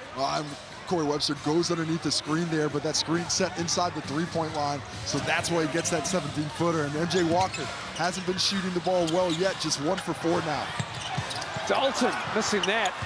Underneath it's glittered. Vidanovic shooting the ball really well this season, and Tom Vidanovic knocks down that 3. If he can start to get his eye, and it changes the geometry of the court. So important for him to defend on this end without fouling, because they need his three-point shot. 5 points for Vidanovic. Dalton slipped. And it's Buffin, the recipient. It's all tied up at 3. And once again, moving without the basketball, not settling with the ball in hand to make those moves, but letting your energy find it. Charlie Dalton for 3. A 3 that is unlikely for Charlie Dalton, but he is shooting the ball confidently this season. And it's Vidanovic with the rebound. Tuatara with this 3-point lead, thanks to Dalton's 3. And the Tuatara go up 3. That was the quickest shot we've seen from the Rams today. Didn't work the defense around at all. It's a low-scoring affair here at Eventfinda Stadium. Webster misses that. Happy to wind it down. But Walker Jr. up ahead to Brown. And Charlie Dalton. Is that going to be a charge or a block? I think it depends on where his feet are. He looks pretty set to me. It is a charge. Charlie Dalton with the presence. Well, beautiful drive. I like the decision by Walter Brown. Love the aggressiveness, but Charlie Dalton, he gets set just beforehand. I mean, it's close as it could be. That little hop step beforehand might have been too much movement, but that's not the way the officiating crew saw it. Mikey Graham, Sharon Martin come together, discuss things, make sure they get the right call before they send it the other way.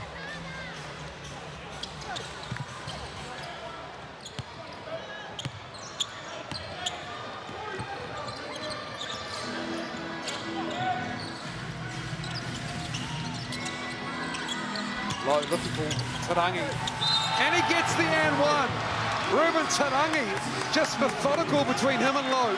And that play was set up differently. That was supposed to be a flare screen to the weak side. Ruben Tarangi backing out for a triple, but because of the way it was defended and how familiar these guys are with each other, that little cut there created Buffin out of position, gets the contact, the N1 opportunity. Ruben Tarangi, as aggressive I've seen him offensively this year.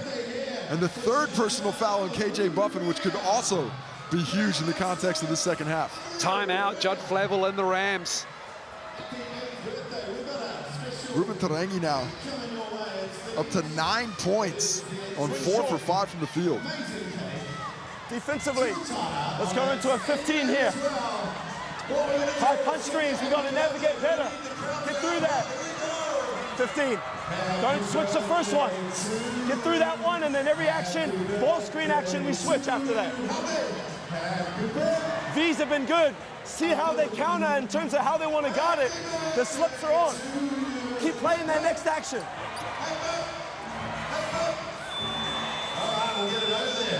Play that into skip. Yeah, all good. Here we go. Yeah. Here we go. Aaron Young coaching this vet team with some youngsters on the bench, apart from Nick Barrow, of course. There's a couple of youngsters in there, but how about the second quarter? Defensively, the Tuatara have lifted. They gave up 23 in the first quarter to the Rams. So far, they only have given up 11 points through almost 6.5 minutes. But offensively, they've lifted 18 points through the first 6 minutes and a bit here in the second quarter after 21 in the first 10. They're starting to execute on a much better level and read what the Rams are giving them. Well, who's going to step up with Britt? Because Taylor Britt has been excellent through a quarter and a half of basketball. He's got 8 points, but lucky Olbrich, he's 3 for 10. He's battled hard down low, but somebody needs to come and step up offensively for this Rams team. For me, for the Rams, it's about the rebounds. I'd like to see them get on the glass and start creating some opportunities there, because if the Tuatara are able to withhold that rebounding attack, they're going to have the advantage. Well, they're the #1 rebounding team in the league at over 41, and a big screen from Lucky Olbrich, and that's his second foul. Charlie Dalton goes down. I think that's a bad call. I think Charlie Dalton just completely fooled the officiating crew into that one when he took that dive. He goes, sprints full speed into Olbrich. We'll see how much movement there is. There's always a little bit, but he sets a good screen here. I see nothing wrong with it. He sprints full speed into Olbrich and then falls down. So nice job by Dalton to fool the officiating crew there, but that's what it does to me, a bit of misdirection. And takes away a three-point shot, which would have been vital for the Rams. They needed a lot of those. Webster to low. Tarangi, he's been terrific in this first half of basketball. Dalton, another three. What a box out. Taylor Britt. Amazing job, Taylor Britt. That's the third personal foul on Rob Lowe as well. Taylor Britt saying, are you kidding me? You don't think you're on top of me? What? And now we've got words exchanged between Walker Jr. I don't know what Rob Lowe's upset about. To me, it looked like a really good box out by a small player that Rob Lowe was trying to get over the back on. And because of the aggressiveness with which he was getting boxed out, that's why it turned into a foul. Sometimes you just got to give it up as Tarangi and Max Darling playing a little futsal. Rob Lowe, though, biggest story of that play, picks up his third personal foul, and now he heads to the bench. There's 3 on buffer now, 3 on low. Lucky Olbricht's got 2.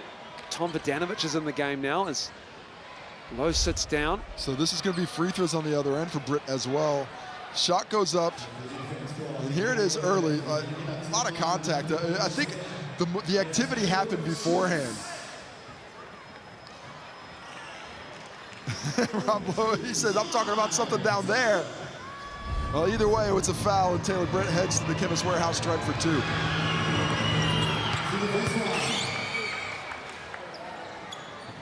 It's all happening in the second quarter. It is physical. It's because it's the top 2 teams trying to impose their will on each other. Britt makes the second. He's got 10. Joins Ruben Tarangi in double figures. 4 is the lead. On the Tuatara, Vodanovic giving it to Cam Glidden. The Aussie with the left hand. We've got a whistle after the shot. And who's that going to be on? I think that's on Darling. Number 12 it is, Max Darling. The late whistle comes through, and a lot of consternation between the 2 squad clubs. A lot of chat. Look at Taylor Britt going through the eye. You see the late hand by Darling, gets the arm. 2 Breakers teammates. Max Darling, development player. Cam Glidden, a lot of chat. Vet. A lot of chat. I like it. I like it a lot. I like it a lot. Cam Glidden's been aggressive on the drive. He's become so heavily dependent on that 3-point shot. His 3-point rate during the Breaker season was up at 90%. But much more aggressive off the bounce, off the dribble today, attacking the rim, forcing that second line of defense to rotate and guard him on those rotations. Makes both from the line, lead back to 6.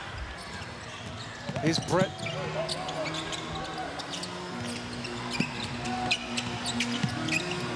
Darling, driving, stripped away, Cam Glidden, his hands. Did that come off Darling's leg? Yeah, I think that's going to get reversed. That's going to be Tuatara ball. I like it that these coin referees, they come together initially. Here's the strip here by Glidden. He knocks it and goes right off the leg of Max Darling. Didn't touch anybody else. Really nice anticipation there. And they got the right call. That's what you want to see. It moves fast. You can't see it right away. But if another official does have a good angle, I like that they discuss it first to get that right call, because you do have to work together as a crew. Especially in a game that's going to have as much physicality and quickness as this one.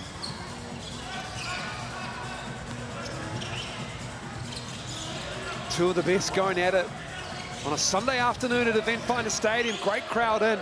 Tom Vodanovic, he wants it. Look away, Dalton, little floater. And it drops Charlie Dalton off the bench with 5. Make it 7. Been instrumental in today's game. Without him, the Tuatara don't have this lead.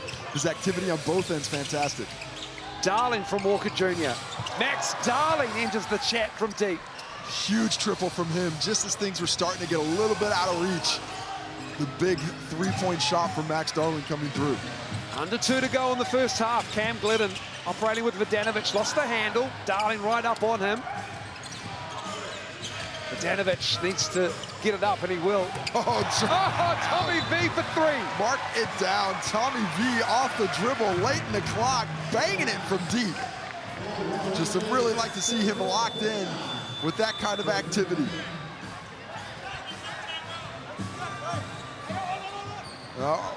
Is it not going to be a timeout?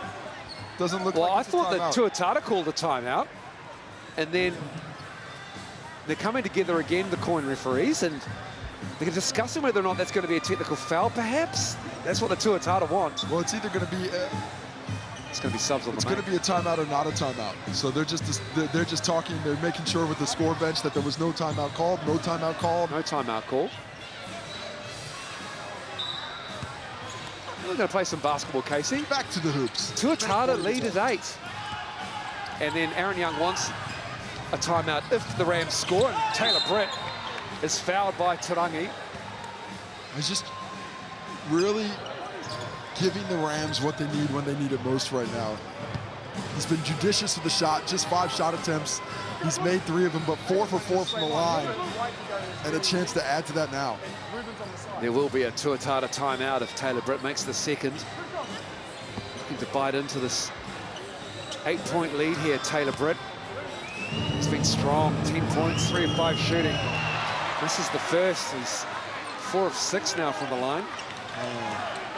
4 or 5, I think, is Taylor Britt.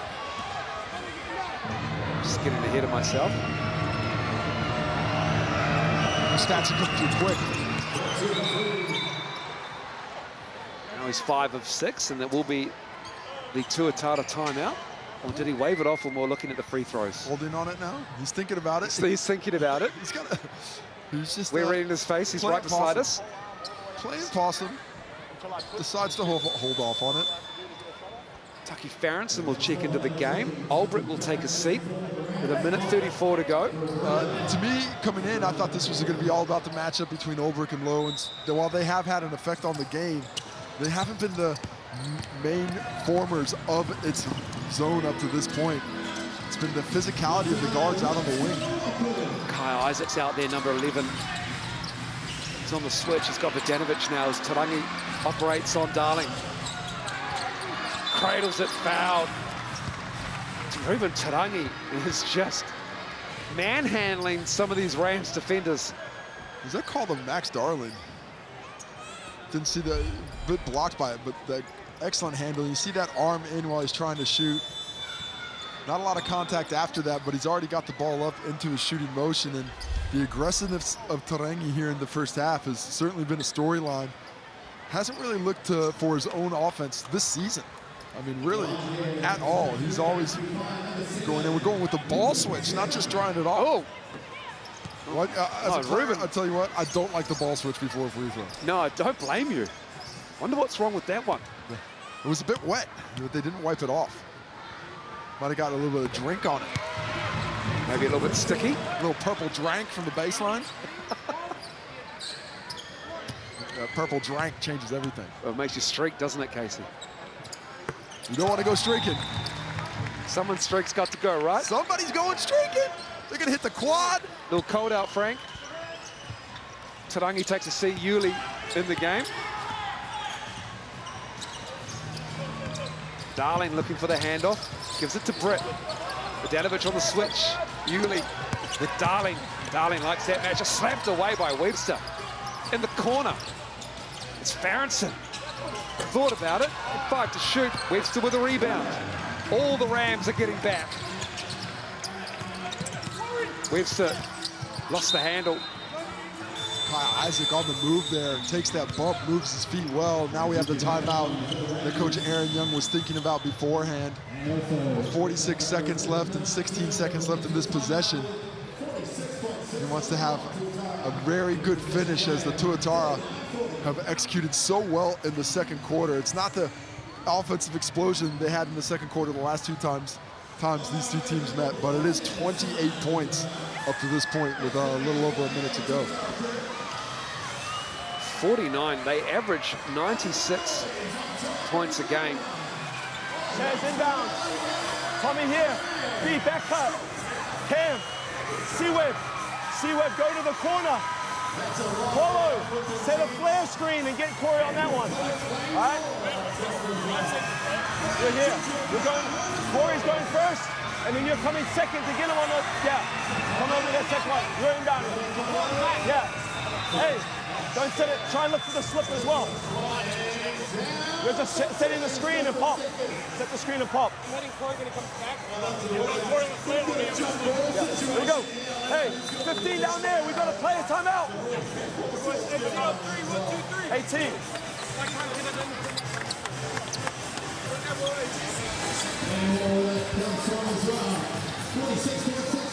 49-40. Check out the NBA Finals. Celtics, Mavericks. If you've got a Celtics friend or someone in your house, man, it's intolerable. It really is the worst. I married one. Oh, poor you. But those are the bad decisions we make, and then we have to live with them. Hey, no one's perfect, man. But you get game 2 tomorrow afternoon on ESPN. What a job they did on the Mavs. Here comes Webster. Locked in on C-Web. Good defense by Walter Brown, of course. Really moving well laterally, affecting him with the dribble and when he picks it up. 9-second differential between the game clock and the shot clock here. Walker Jr., Dalton on him. Walker Jr. looking to rocket left and right. Taylor Britt, 4 to shoot. Fall away. Oh, was it off the glass? Yes! Bank is open for Taylor Britt. He is locked in. How good is Taylor Britt playing? He's got 13 points, 4 of 6 from the floor. I mean, probably more aggressive offensively than he wants to be, but look at this player timeout called as well. That's why I've got a little break. 3 blue jerseys in front of him, and textbook. That is exactly where you want to shoot it.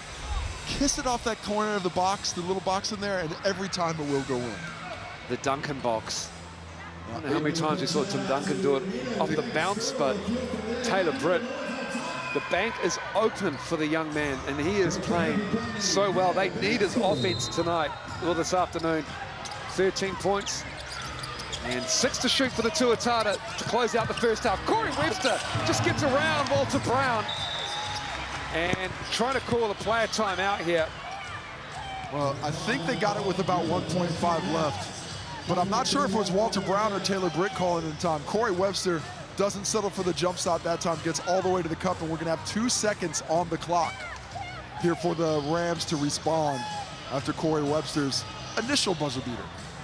So they call the player timeout and put that time on the venue clock and on your screen as well. A very switchy lineup in for the Tuatara right now, but some size mismatches depending on where those screens occur. Wonder if there might be a chance to just chuck it into the post and go to work. So it's 2 seconds in the venue and 2 seconds on the ticket on your screen. What will the Rams have here out of that player timeout? 51-42, looking for the handoff, gets it up. Walker Jr. They're talking about trying to get a foul, but that will be the quarter and the half. 51-42. The Tuatara stepping up in the second quarter with a 30-point quarter as well. And Taylor Britt was doing it all for the Rams, and he's with Casey. Well, Taylor, probably a little bit more involved offensively than you'd like to be in that first half. What were you seeing out there that got you more ball in hand? Yeah, I guess just the way they're defending it, made a couple of mid-range, which helps. Offensively, you guys still down in that second quarter. Where can you pick it up as a collective? I guess just knowing who we can help off. They got some pretty good shooters out there, so just being more disciplined. All right, thanks for your time, Taylor. Appreciate it. Now I've got Cam Glidden coming in now here as well. Cam, in that second quarter, you guys really found some space offensively. What was the difference? Yeah, I think we did, but it is a grindy game, you know. I think setting good screens, playing with a bit more pace, but it's going to be a tough game. It's going to be a tight one, I think. Well, when you're looking at the way that it's being officiated, how do you guys feel you can play? So far, you guys have been getting away with a little bit of contact and playing aggressively defensively. Is that going to continue? Yeah, I think we've been putting the bonus pretty quickly. Actually, we've got to make sure we keep our hands out, but keep putting pressure on the refs to call fouls down the other end as well. But it's going to be like that. It's going to be competitive. It's a physical game, and they're a physical team. Appreciate the time. Good luck in the second half. Tuatara shot 54% in that half.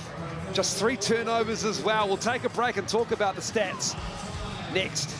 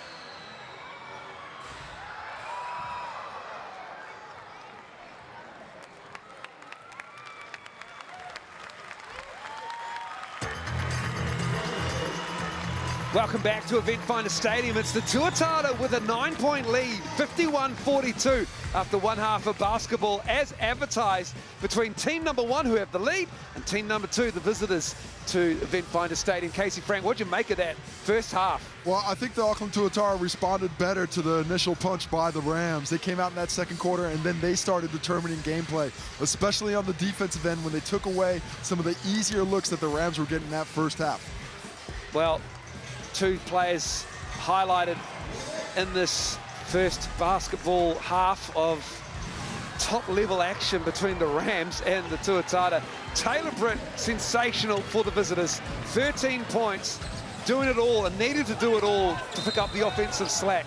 And you heard him speak at the halftime interview that he realizes it's probably a little bit more ball in hand, but the opportunities are presenting themselves to him, and he is taking advantage. I love what he's doing in the mid-range. I love the exploratory dribbles. And when he has to shoot, he just has to shoot. That shot was a huge one, but they need to find a way to make earlier inroads against the shot clock than they've been able to make up to that point in the first half. 3 assists for Taylor Britt as well. And one player who stepped up, Reuben Tarangi, right on his average of 12. He's not an offensive force for the Tuatara this season. He is the glue on defense as well, but Tarangi just stepping up in the first half for the Dinosaurs. And you look at that efficiency he's playing with, 4 for 5 from the field, and look at the shots he's creating with his ball movement, not with the ball in hand. Hard cuts, hard dribbles once he does get it, and everything is with momentum going downhill. Really like what he provided in that first half. And we take a look at the Chemist Warehouse stats.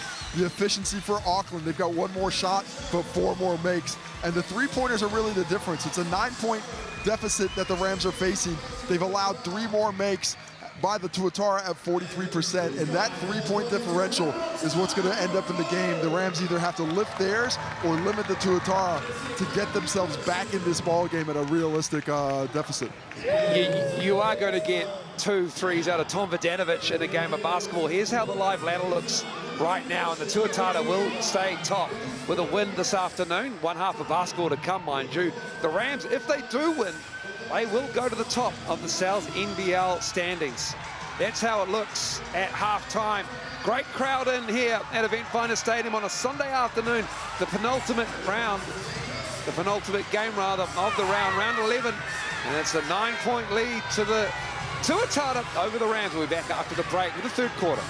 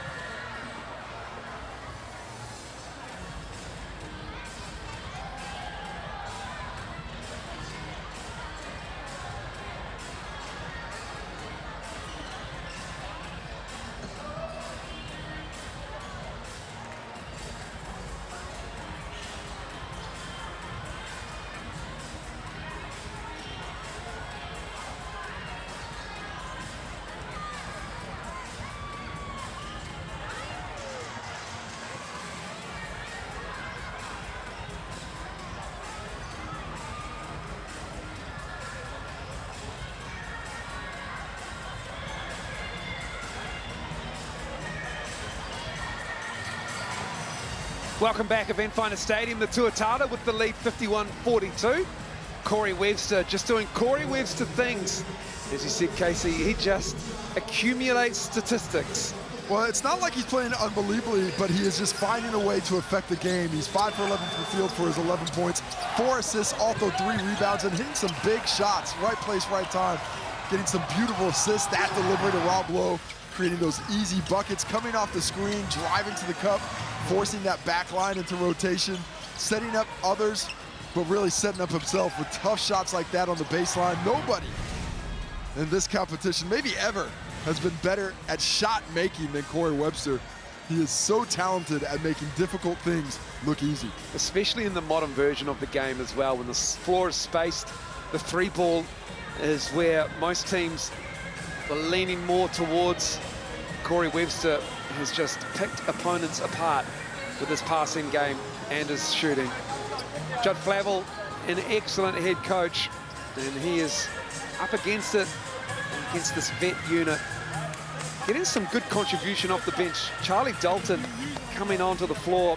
Rob Lowe in a bit of foul trouble with those 3 fouls. So Charlie Dalton, 3 of 7, but hitting a couple of threes. Well, hitting a 3, and of course, getting a 3 out of him in the ball game just opens the floor up even more. Just 9 valuable minutes. He's +8 in those 9 minutes that he played off the bench. You spoke about the shooting ability, 1 for 2 from deep, 3 for 7 overall, but those 7 points giving the Tuatara 9 points off the bench. Without him, there'd be a big discrepancy in what the subs are doing for the Rams. They've got 12 off the bench, led by Max Darling with his 6. I would expect to have him have more of an impact, as we've seen him inserted into the starting lineup, as the Rams don't want to test KJ Buffin's ability to play with those 3 fouls. Well, KJ Buffin and MJ Walker, they average 37 points for the Rams on the regular season, and it is not working out at the moment for them. Those two just combining for 6 points in the half. 3 of 9 for the imports. Tarangi goes to work. Oh, unlucky. All right, that was a good shot for him to make, but probably a little bit deeper than he realized when he took the attempt. Walker Jr. with the ball. Walker Jr. for 3. Well, Max Darling gets a hand to it. MJ Walker, if he's going to hit that shot, that's fine. It's a good shot. But if not, I'd rather see some stuff on the rim. Force this Tuatara team to get into rotation. See if you can't get a couple of rotations as well. Rob Lowe coming up empty on that one. Yeah. Good looks for the Tuatara. Both exactly what they wanted. Nothing wrong with the shot quality. Here's Walter Brown, just the 3 points for Walter Brown, just off the glass and in though. It's so nice from Walter Brown. Good patience. I'd like to see much more of that in his game. You can see the capability, but that offensive flow is going to have to come in. I'd like to see him test Corey Webster as well, tire him out. Danovich gets the roll. Oh, soft ribs. Lovely soft ribs here on the shore that Tommy V had lined up for the first one. 11 points for him now, and been excellent from deep. 10 is the lead. Darling kicking it out to Ulbricht. Rob Lowe with the rebounds. Here's Webster. Brown with the assignment this afternoon on Corey Webster. And then just a little sloppy. And just the 4th turnover for the Tuatara in this game. Rams had 5 in the second quarter for their 6 overall. And we have seen a few of those sloppy turnovers for the Tuatara today. They haven't been able to align themselves at all times with what they were doing offensively. Here's Walker Jr.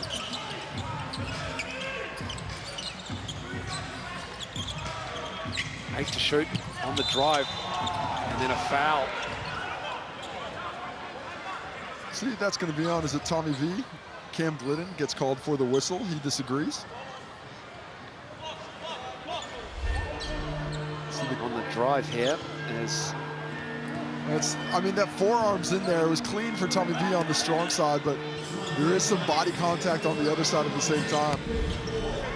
I'm sure that Coach Judd Flavel has been looking for a little bit more of that contact whistle. Three off the bounce. Tommy V tacks that away from Walter Brown, who had a good hand to it.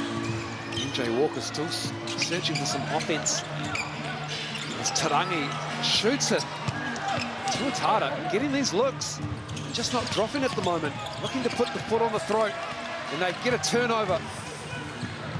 Vodanovic in rhythm.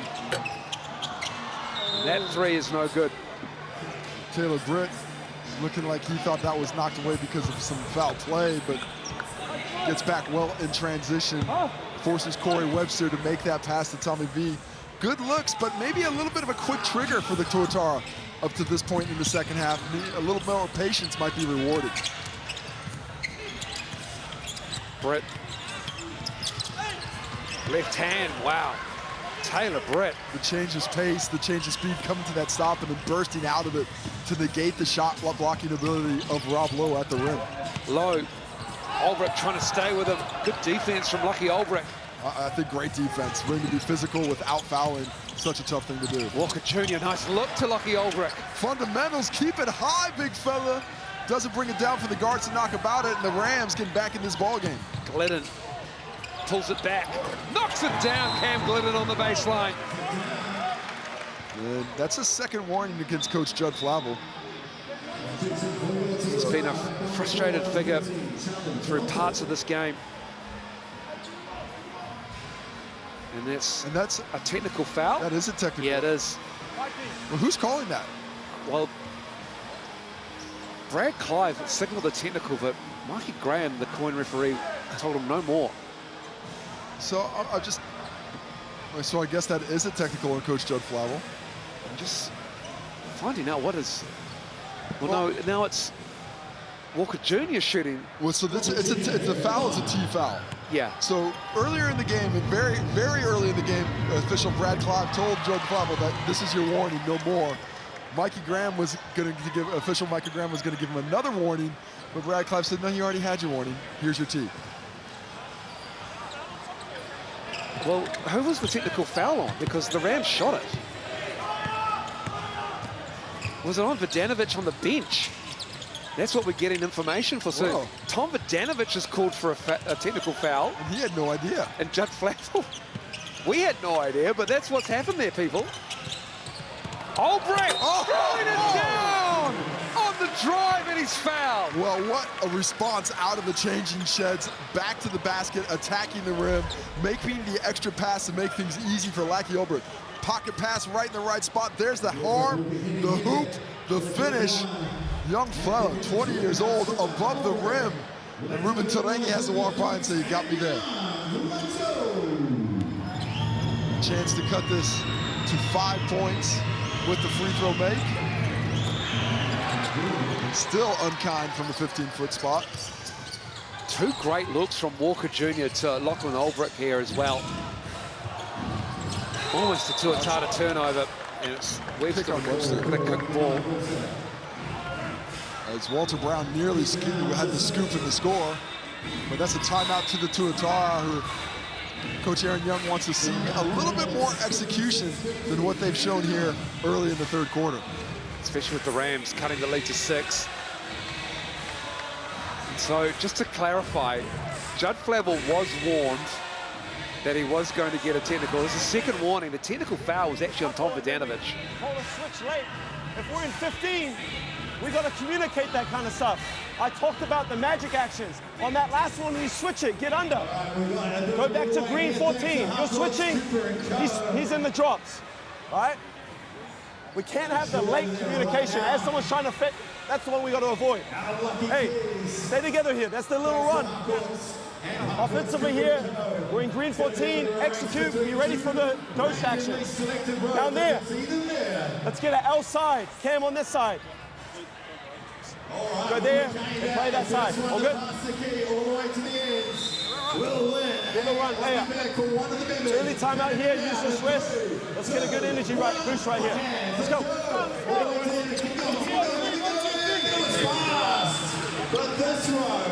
56-50 out of that timeout. Tuatara with a 6-point lead.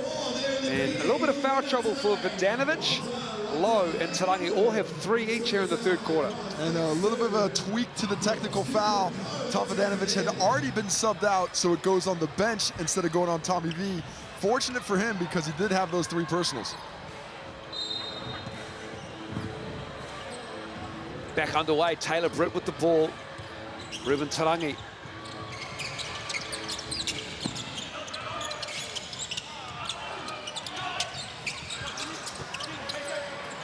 Junior missing that, but it's Buffin underneath. Buffin puts it up and in. Another player with 3 fouls, but Coach Judd Flavel says it's time to get him in, see if we can't get some offensive output from our import duo. Glidden slapped away. Here comes Walker Jr., Buffin to his left. Buffin easy, and the Rams are back. I like how MJ Walker gave that to Buffin early, let him get his steps, and he finishes above Corey Webster. Back-to-back buckets for Buffin and a 2-point deficit. This has been a good run from the Rams. Active hands for Canterbury down on this side, making it very difficult for the Tuatara to score. Buffin gave Dalton a lot of room, and Taylor Britt pushing it. Beats everybody to the cup. Speed demon, and the Tuatara just called a timeout. They're not going to use another one right away. They have to figure this out in the court, and how do they do it? I want to get the ball down low to Rob Lowe. Walter Brown, face guy guarding Corey Webster, won't let him get the catch. It's a 12-2 run. Tarangi bullies his way in. Such a tough shot. Olbrich defends very well, but the shot making is better than the defense here. Tom Vodanovic about to check in with his 2 personal fouls now after the clarification. And it's a Rams turnover just when they were about to tie it up.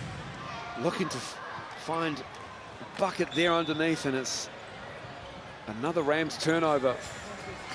If you've been watching this game closely, you might have an opinion on who the MVP is. You can use that QR code to have your vote from home. If you make the popular pick along with the rest of the general public, you may be in to win a Sal's Pizza. Walker Jr. up on Ruben Tarangi.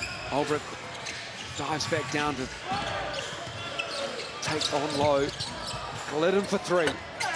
Oh, lucky there are the Rams. An open look like that to Cam Glidden goes down like 80% of the time. Olbrich out to Kaya Isaac. Knocking that down. Kaya Isaac was terrific in the Rapid League game. Completely created by Olbrich. That double came. He fought off the physicality and dropped it in for Isaac to get that triple.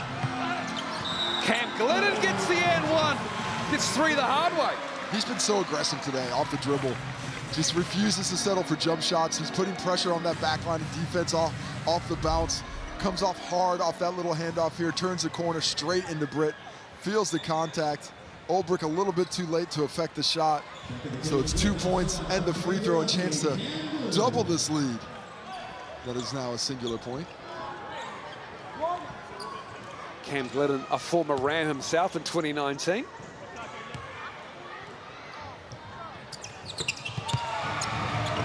Converts the 3-point play opportunity. Gives them a little bit more of a breathing room because it's only 2 points right now. Here comes Taylor Britt. No one can stop him. He ties it up at 61. He's just taking what's being given to him. If that defense is going to drop, he's going to continue to drive, and playing with high efficiency right now for his 19 points. Kai Isaac, good defense on Webster, who gets it back. Now it's Buffin on the switch. Oh, Webster bangs down the 3. He's a shot maker. He just steps up at big times. The Rams tie it up. He pushes it back to 3 with a timely triple. The Walker Olbrich on ball. Not quite working on that position. Still alive, though. Kicking it out. Why not? Make it work that way. And Webster with a rebound. There he goes, accumulating stats, Casey.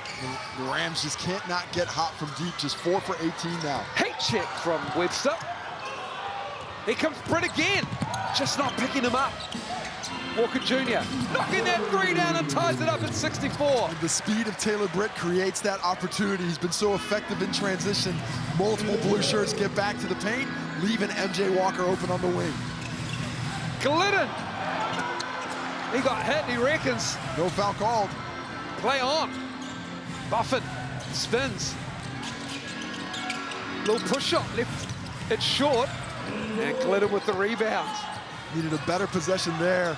The Rams have a chance to take the lead. They need to be a bit more conservative with it.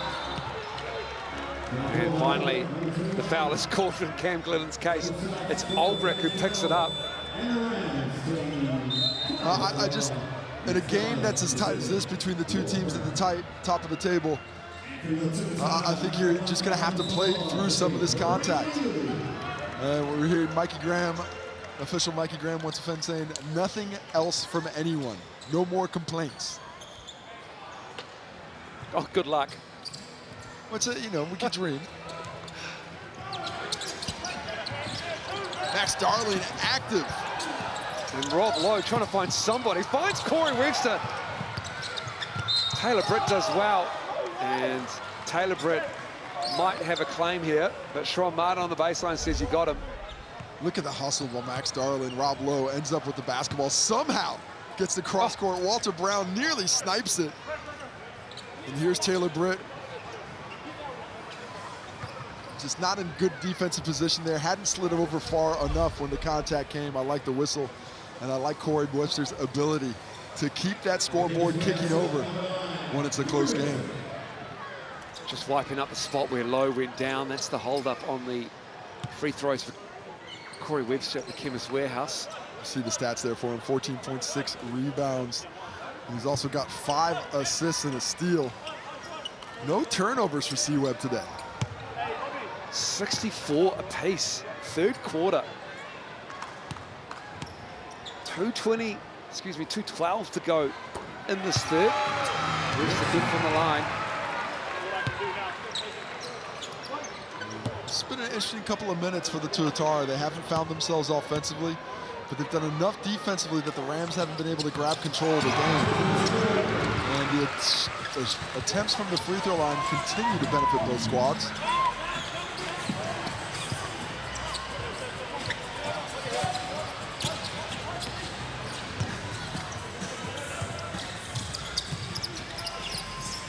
Britt with Yuli in the game on him, stepping back.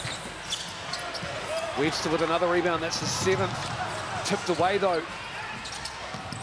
Oh, nice hands from Toma Vidanovic. Oh, such good defense. I mean, that was a wide open triple for Buffin in the corner where he is deadly. Kai Isaac tries to make the quick pass, but Tommy V knows where the ball's going, reads it well, just gets a hand out there, somehow hustles into that passing lane. Still 21 on the clock for the Rams to get to work. Tama Isaac. It's around Webster. He went for the steal, puts up the floater. Rob Lowe gets the rebound. Corey, too sloppy there from Rob Lowe. Saved by Buffin. Had to get that back into the half court before he crossed it. Buffin met by Lowe, 2 bodies on the floor. Offensive foul called on Buffin. It's not often you see the offensive foul from a player who was defending a jump, but that's going to be the 4th personal on KJ Buffin. Take another look at it. He's coming down the lane. And Rob Lowe jumps, but he's mostly straight up. But I have never seen an offensive foul called when a defender jumped in the air before. I cannot recall that one. So I've seen heaps. Who does? Watching a bunch of basketball, aren't you boys? Oh, a lot. That's a tough break for KJ Buffin and the Rams. I think Rob Lowe was in good defensive position. I just think probably difficult to get your 4th foul call on that offensive foul.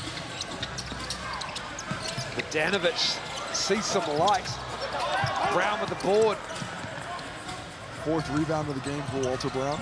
The 17-year-old Tama Isaac into the key. Turnover, but it falls to Darling, and It's Tonj all alone. Too much time to think about it. As the Isaac brothers. Kyle Isaac. Tom Bogdanovic couldn't secure it. The Isaac brothers team up against them. First it was Tama, finishes off with Kaya. The hustle rewarded. Scrappy buckets getting scored here. Tama Isaac on the floor. Kaya Isaac picks it up. Might have got fouled as well. It is that kind of game. It's been that kind of quarter. The Tuatara got out to a double-digit lead, and the Rams just pulled it back. And now it's all tied up at 66, under a minute to go.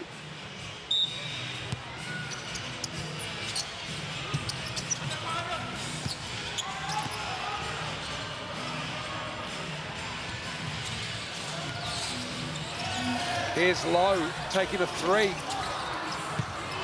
Well, the three-point shot is starting to find its equilibrium. The Tuatara don't have the advantage that they created in the first half from deep. 8 of 23 on the Tuatara. 5 of 20 are the Rams as Walter Brown gets the jumper to go down. Just his third shot of the game. He's just really conservative when he's being aggressive, but that's his 7th point on those 3 shots. Rams take the lead, 68-66. Webster winding it down, around 4.5 second shot clock differential. Down to 6 now. Webster operating on Tonj. Walter Brown sees a double coming, and it's going to be Corey. Oh my goodness, it's Ruben Tarangi for 3, and he's fouled. Oh my goodness. Well, Walter Brown tried to bring that double late when he saw Aiden Tonj on the basketball. And it was a good double, but excellent recognition by Yuli as the connector pass. He gets it, quickly goes to the corner. Kaya Isaac can't recover, takes out the leg because Ruben Tarangi kicked it out a bit. Bates the call, gets the whistle though, and we're gonna have a sub on the make as Ruben Tarangi with a chance for the 4-point play completion. Tarangi, what an offensive game he has had. 17 for him now. He is 6 of 9 from the floor. Now, a little bit of a discussion between the 2 referees. Yeah, there's one shot here. And now they're just going to talk about how much time is left on the clock. Here's your game MVP. Use the QR code or go to mixandpick.com. Taylor Britt at the moment, 60% of the vote. He's playing well. He's playing really well. Sounds like Christchurch is coming pretty hard. What about that? What about some Auckland fans supporting their Tuatara up here? Some Ruben Tarangi love. That 4-point play might affect things. Can't get it. And that's Rams ball. 0.9 on the clock. Ruben Tarangi heads to the bench. Important for the Tuatara not to foul here. But they won't be in the bonus either way, but you don't want to waste one at the end of a quarter like this.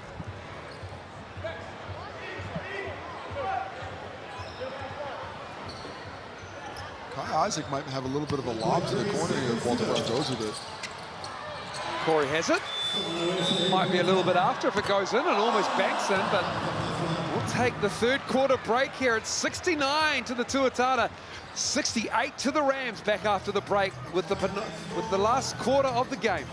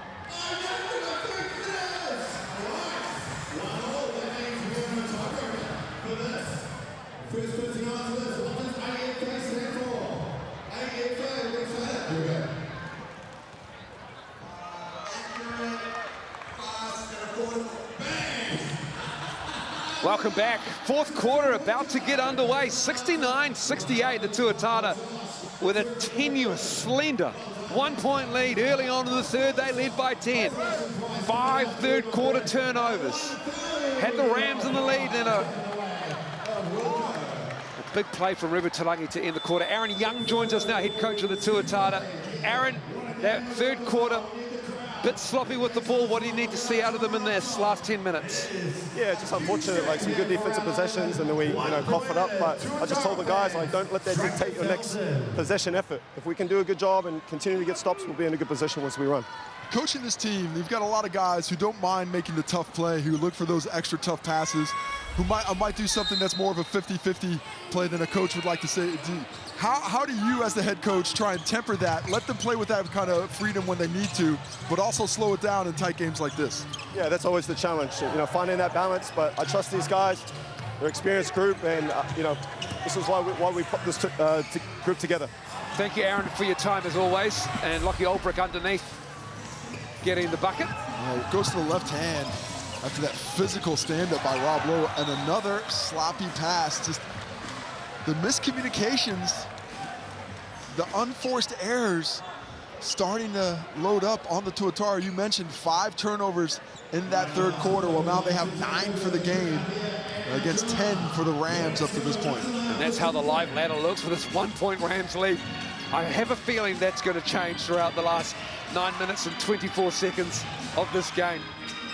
Here comes Walker Jr. Long 2. Hasn't been working for him, his shot, but he has been creating. They get an offensive rebound, though, and it's Brown with it. 8 to shoot, blocked by Corey Webster. Here he comes in the open floor. Left-hand finish, can't get it, but Badanovic is there. Well, 4 white jerseys come back defensively, but it's the blue jersey that gets the rebound. Corey Webster finds a burst of speed to create the opportunity that Tommy V finishes. Here's Olbrich. Glidden with the rebound. Good D, Rob Lowe, to get a hand up and make that tougher than it had to be. Rob Lowe for 3. Oh, that would have been a big shot. The crowd was waiting for that one to drop. Just 1 for 4 from the 3-point line tonight as the MVP candidate. Max Darling catches it. Lockie Olbrich cuts. Darling puts it down with 2 hands. Springy Max. Max Darling made 2 unbelievable plays that possession. First, to get the ball when Cam Glidden had it lined up and was pulling out the chair and going for the steal. He kept that, makes that great pass to Olbrich, who gives it back, and the vert dunk off the box. Max Darling, did he get it? Was that a no-dip dunk? Yeah, I reckon it was. Bouncy. Taylor Britt back in the game. Tama Isaac, he sits. Here's Webster, turning the corner, kicking it out. Badanovic, that 3 is off. Tipped though by Lowe. Rob Lowe drives on Darling. And again, Rob Lowe just can't seem to get it to go down. Just a fight by the Rams. They've got outplayed that possession, but they were able to find the ball eventually. Walker Jr. misses, but it's Olbrich with the offensive rebound. Rob Lowe's just got 5 points. Darling, and a foul. Well, eventually gets the whistle as he showed some tremendous body control to go from that right layup to try and attempt it on the left. Rob Lowe looked like he jumped pretty straight up, but take another look. Tommy V goes for the up fake.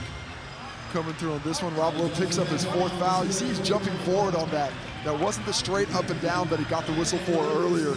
Nice call by the coin officiating crew, and a chance for the Rams to build on this 1-point lead.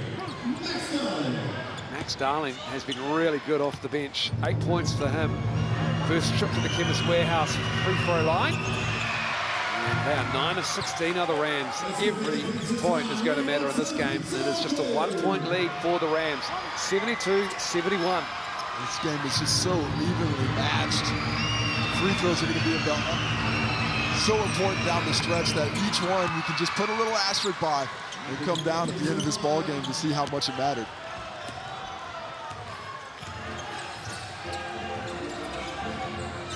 Glidden strokes the long J. Simple basketball, just a little down screen. Catches it at 17, lets it fly, lets it drop. Aldrich to Walker Jr. Finds Taylor Britt, who drives. That's going to be a legal screen. Yeah. Aldrich. That was moving. Britt wants it. Yeah, I don't think it counts, though. It's going to come before the shot was made. I mean, it's a battle down low right now. I don't know, first of all, how that pass got through. Yeah, it was woven. And then you see, I think unlucky for Ulbrich there. That was more Cam Glidden losing his balance than anything else. It's a couple of times that Tuatara have hit the deck and gotten the benefit of the doubt as Ulbrich heads to the bench. It's a huge call. With his fourth personal foul. So the two bigs have to sit with 4 for this team. For these two teams, rather. Vidanovic out there. Buffin playing with 4 right now. Tarangi. 8 to shoot. Vidanovic. 3 ballers not falling for the Tuatara now. Walter Brown continuing to collect rebounds, really coming up big there. Here's Britt going to the chest of Dalton. Ah, what a cut from Walter Brown. And he's going to head to the line. He's 0 for 6 on the season from the foul line. And Walter Brown will step up with the and 1. Up to 9 points now, but it's moving without the basketball. Right here, Corey Webster loses sight of him. Walter Brown cuts through. Corey Webster went under that screen. There you see the foul and the finish. Excellent execution, great vision by Britt. The last free throw he took was on April 27th. He's 0 for 7 now on the season. That is just extremely surprising. 1, that he's only been there 7 times, and 2, that he's missed them all. Vidanovic. Dalton on the offensive glass. It has gone cold for the Tuatara here. Taylor Britt tells Walter Brown to just slow it down, get a good shot. MJ Walker waiting for an on-ball. He spins, right hand finish. Walker Jr. rather, 2 of 13. How'd that miss? That was halfway down. Glidden for 3. That's good. Oh, that's a pressure reliever for the Tuatara as the Rams call timeout.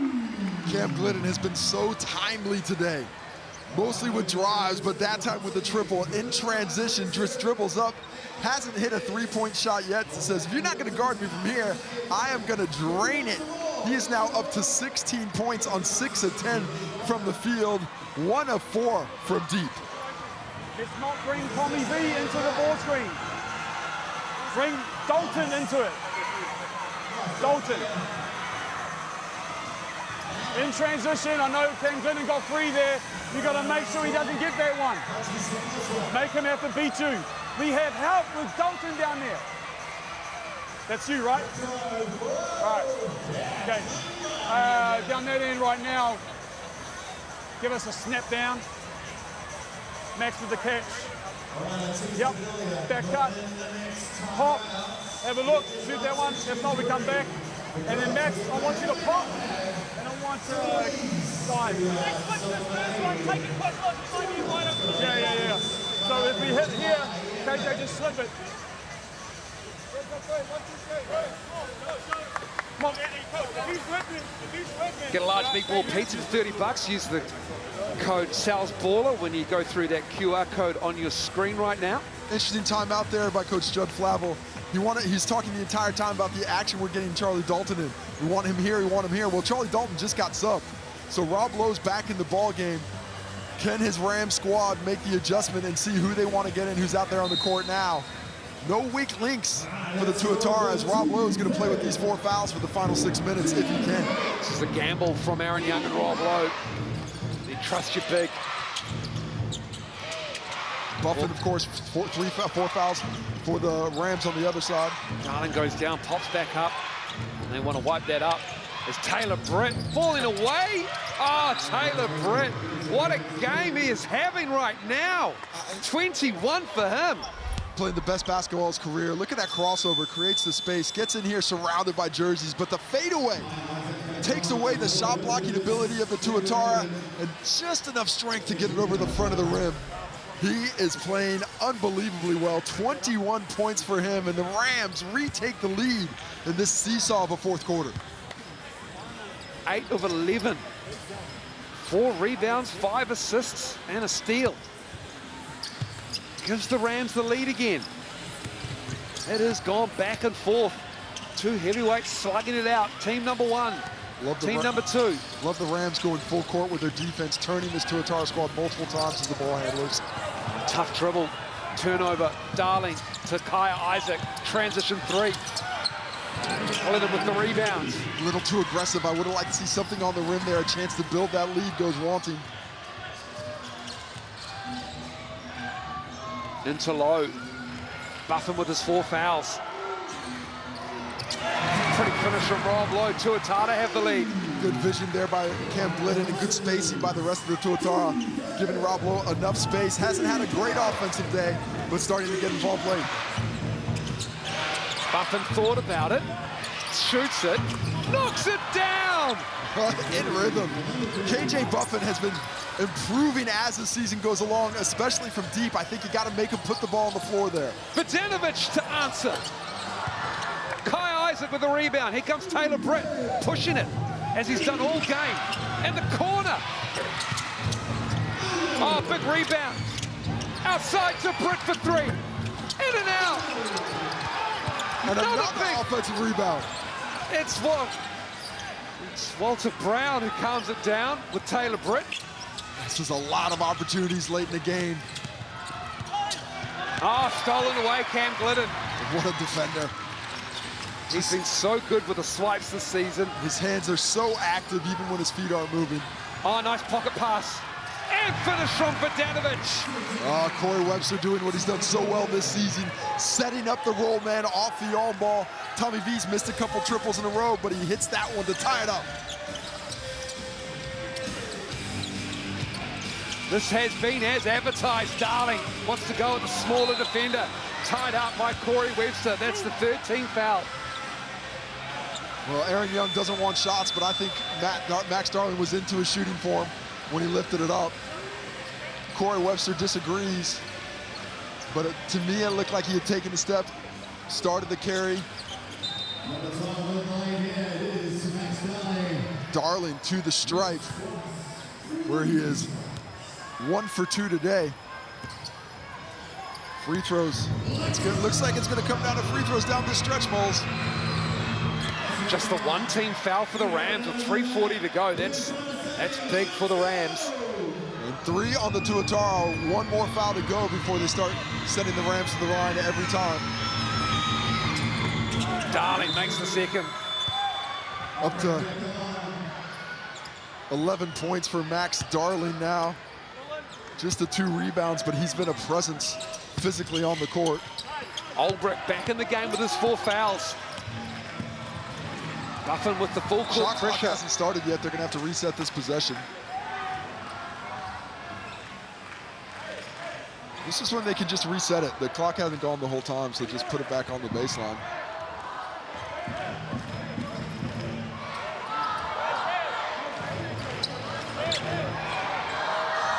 So, well, there's no way it could be a 21. It should be about 17.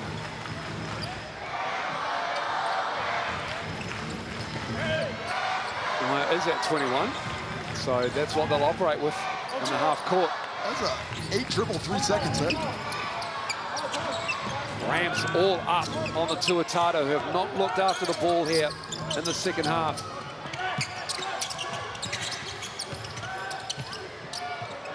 Here comes Tarangi, 8 to shoot, with Albrecht, who's got 4 fouls. Ruben off to the right.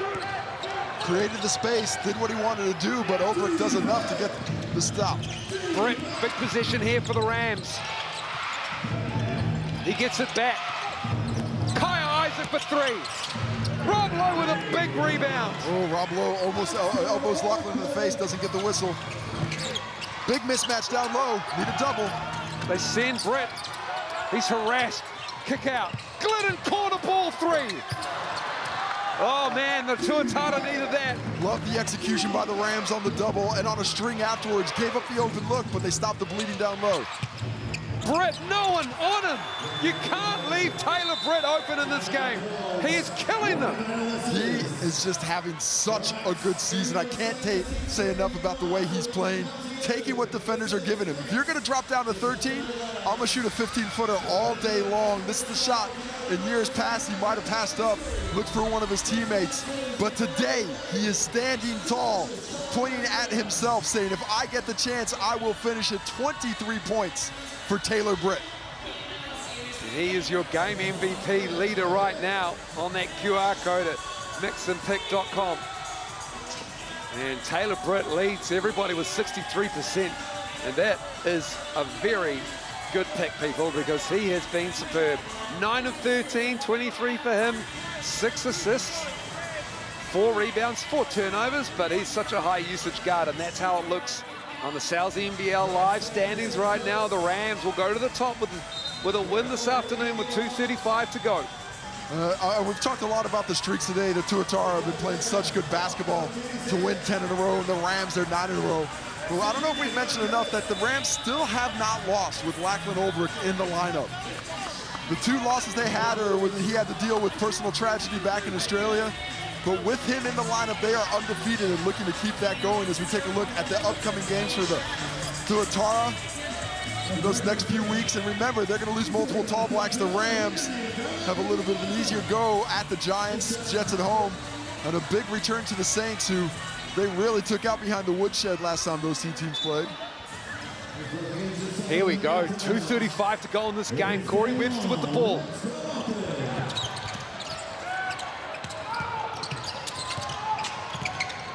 Tarangi up high. Rob Lowe. And Tarangi shoots it way off. And we've got a whistle underneath. Rob Lowe was fouled on that rebound. The Tuatara have wanted that call all day long.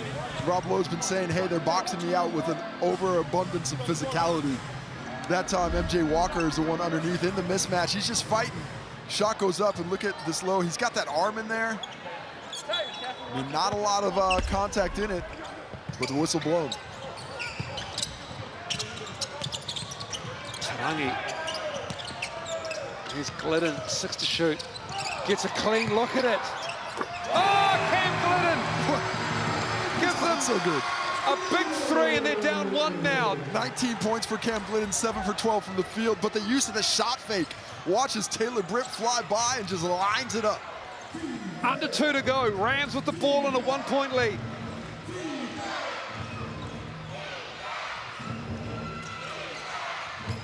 Walker Jr. Floater. Gets his own rebound. Walter Brown with the ball. Here's Olbrich, big 3. Lowe tracks it down. Wide open look. Olbrich's had a couple of those looks today that he hasn't been able to drop, but what will the response of the Tuatara be now? Here comes Corey Webster. Rob Lowe, big 3. Buffin with a board. Another solid defensive possession by the Rams there. Can the Tuatara repay the favor? Olbrich. Britt, a minute to go. Taylor Britt into the key. Pull up.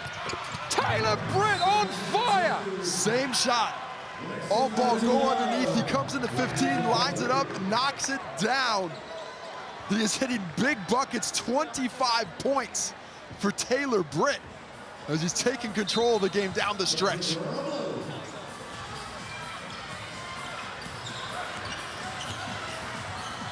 He is 10 of 12 inside the 3-point line. Tarangi looking for Lowe. Rob Lowe, good defense, Rams. And a foul. And Tom Bogdanovic got a lot of MJ Walker there. That is the 4th team foul on the Tuatara. Still a 1 to go. And we take another look at the hard drive. MJ Walker does a good job of pulling the chair out to make that tough, as Tom Bogdanovic instantly apologizes for the eye, but the Rams still have a couple of fouls to go before they send the Tuatara into the bonus. Next foul on the Tuatara will send the Rams to the free throw line. Just 2 Rams team fouls in this quarter. 34.8 to go. This game has been awesome.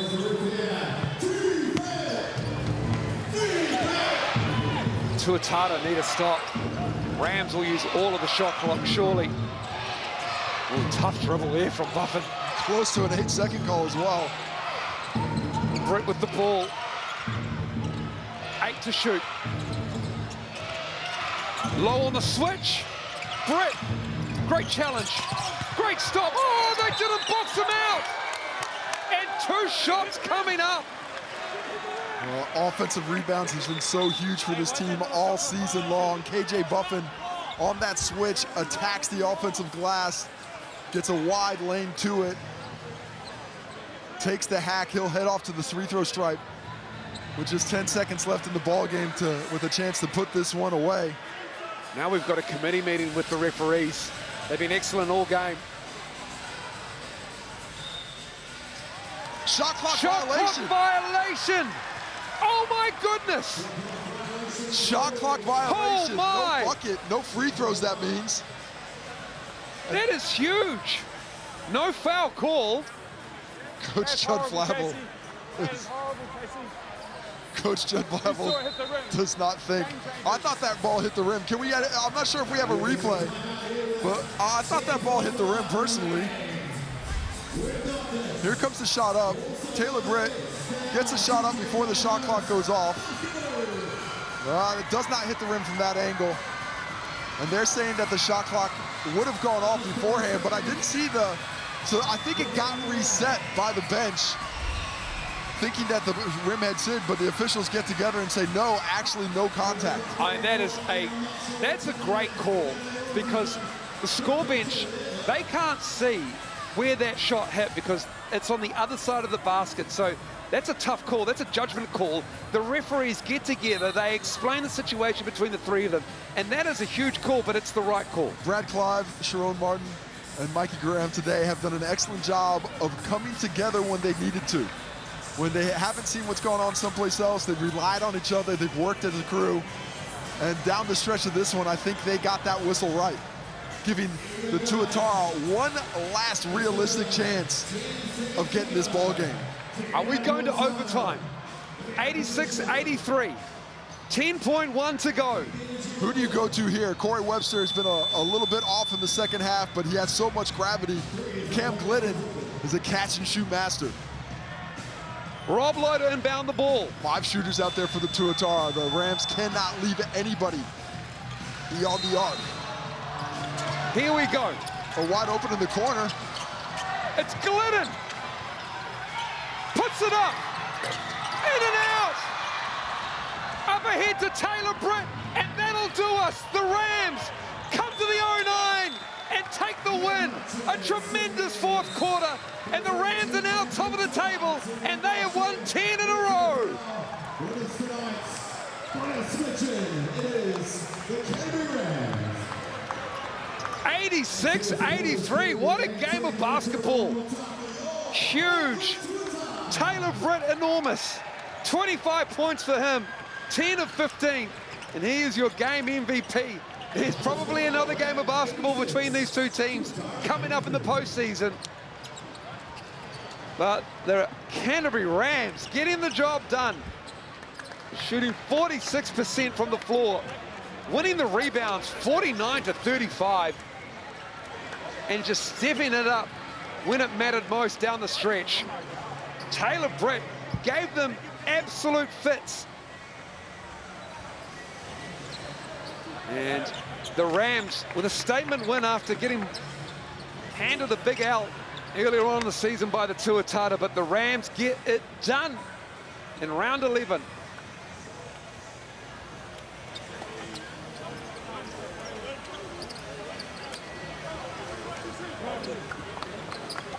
$25 for Britt, 14 for Ulbrich, 11 for Darling, and 11 for Buffin as well. And walking up is the man of the moment, Taylor Britt with Casey. Well, Taylor, At halftime, I said you had 13. Maybe that was more offense than you wanted, but you end up with 25 and had to take some big shots late. Tuatara going underneath those screens, and you took advantage. What were you reading out there? Yeah, I guess Robbie was in a deep drop, so pull up to the free throw lines. If they go in, they're great shots. If they miss, they're not so good. Luckily, I made them, I guess. A bit of an arm wrestle today, probably what you expected coming in, two good teams. Where do you think you as a squad were able to impose your will in this game to get the win? Yeah, they're an awesome team. They won 10 in a row for a reason. But I guess just being relentless, that's one of our things as a group. Just we're down 10 at some stage, and we just keep coming back, keep going. 10 wins in a row. You guys are undefeated with Lackland Olbrook. Obviously, a title is what you guys are aiming for. But when you look at last year's team, you look at this year's team, do you see a higher ceiling for what the Rams can do this year? Oh, I don't know if you get higher, but I think we can try and do the same thing. We've got a really good group of guys here. We all get along really well, same as last year, so we're just striving for the same thing. I appreciate it, Tom Brailer. Great job today. Appreciate it, bro. Taylor Britt, huge for the Rams. And here's how it looks at full time here at Eventfinda Stadium. Catch your breath. They left 8 points on the line, the Canterbury Rams, but luckily Taylor Britt was effective inside the three-point line. And that rebound advantage, plus 14 for the Rams, huge this afternoon. What a game that was delivered, penultimate game of round 11. Yeah, you mentioned the rebounds, plus 14 and 14 offensive rebounds in total, doubling up the Tuatara as we take a look at the round that was. The Saints beating the Jets, the Hawks staying in the final 6 playoff rates, as are the Giants and the Nuggets making that move. The Saints moving up into the top 3 with that victory against the Airs. And now the Tuatara go down off the top rung of the ladder as the Rams with the 3-point victory. It is home finals in the playoffs. So if you're the top seed, you got home court advantage for as long as your postseason goes. And you see the Tuatara now in second spot, losing multiple tall blacks over the last rounds of the series, so it's going to come much more difficult. Absolutely. They have to go through round 12 with their tall blacks and then farewell them for rounds 13, 14, and 15. That's how it looks coming up for round 12. You've still got the Bulls and the Jets to come tonight. And that is an action-packed round 12. And you can see there, Saints, Bulls, Tuatara fight, Hawks, Giants as well. What a game of basketball. Still another one to come. That's going to be a beauty as well. The Bulls smell a bit of blood in the water as they look to go up against the Jets. And it is going to be huge down the stretch of the Sal's NBL season. And we had a game and a half here at Eventfinda Stadium. We'll say good afternoon to you. Thank you so much for watching. It's a big 3-point win for the Rams.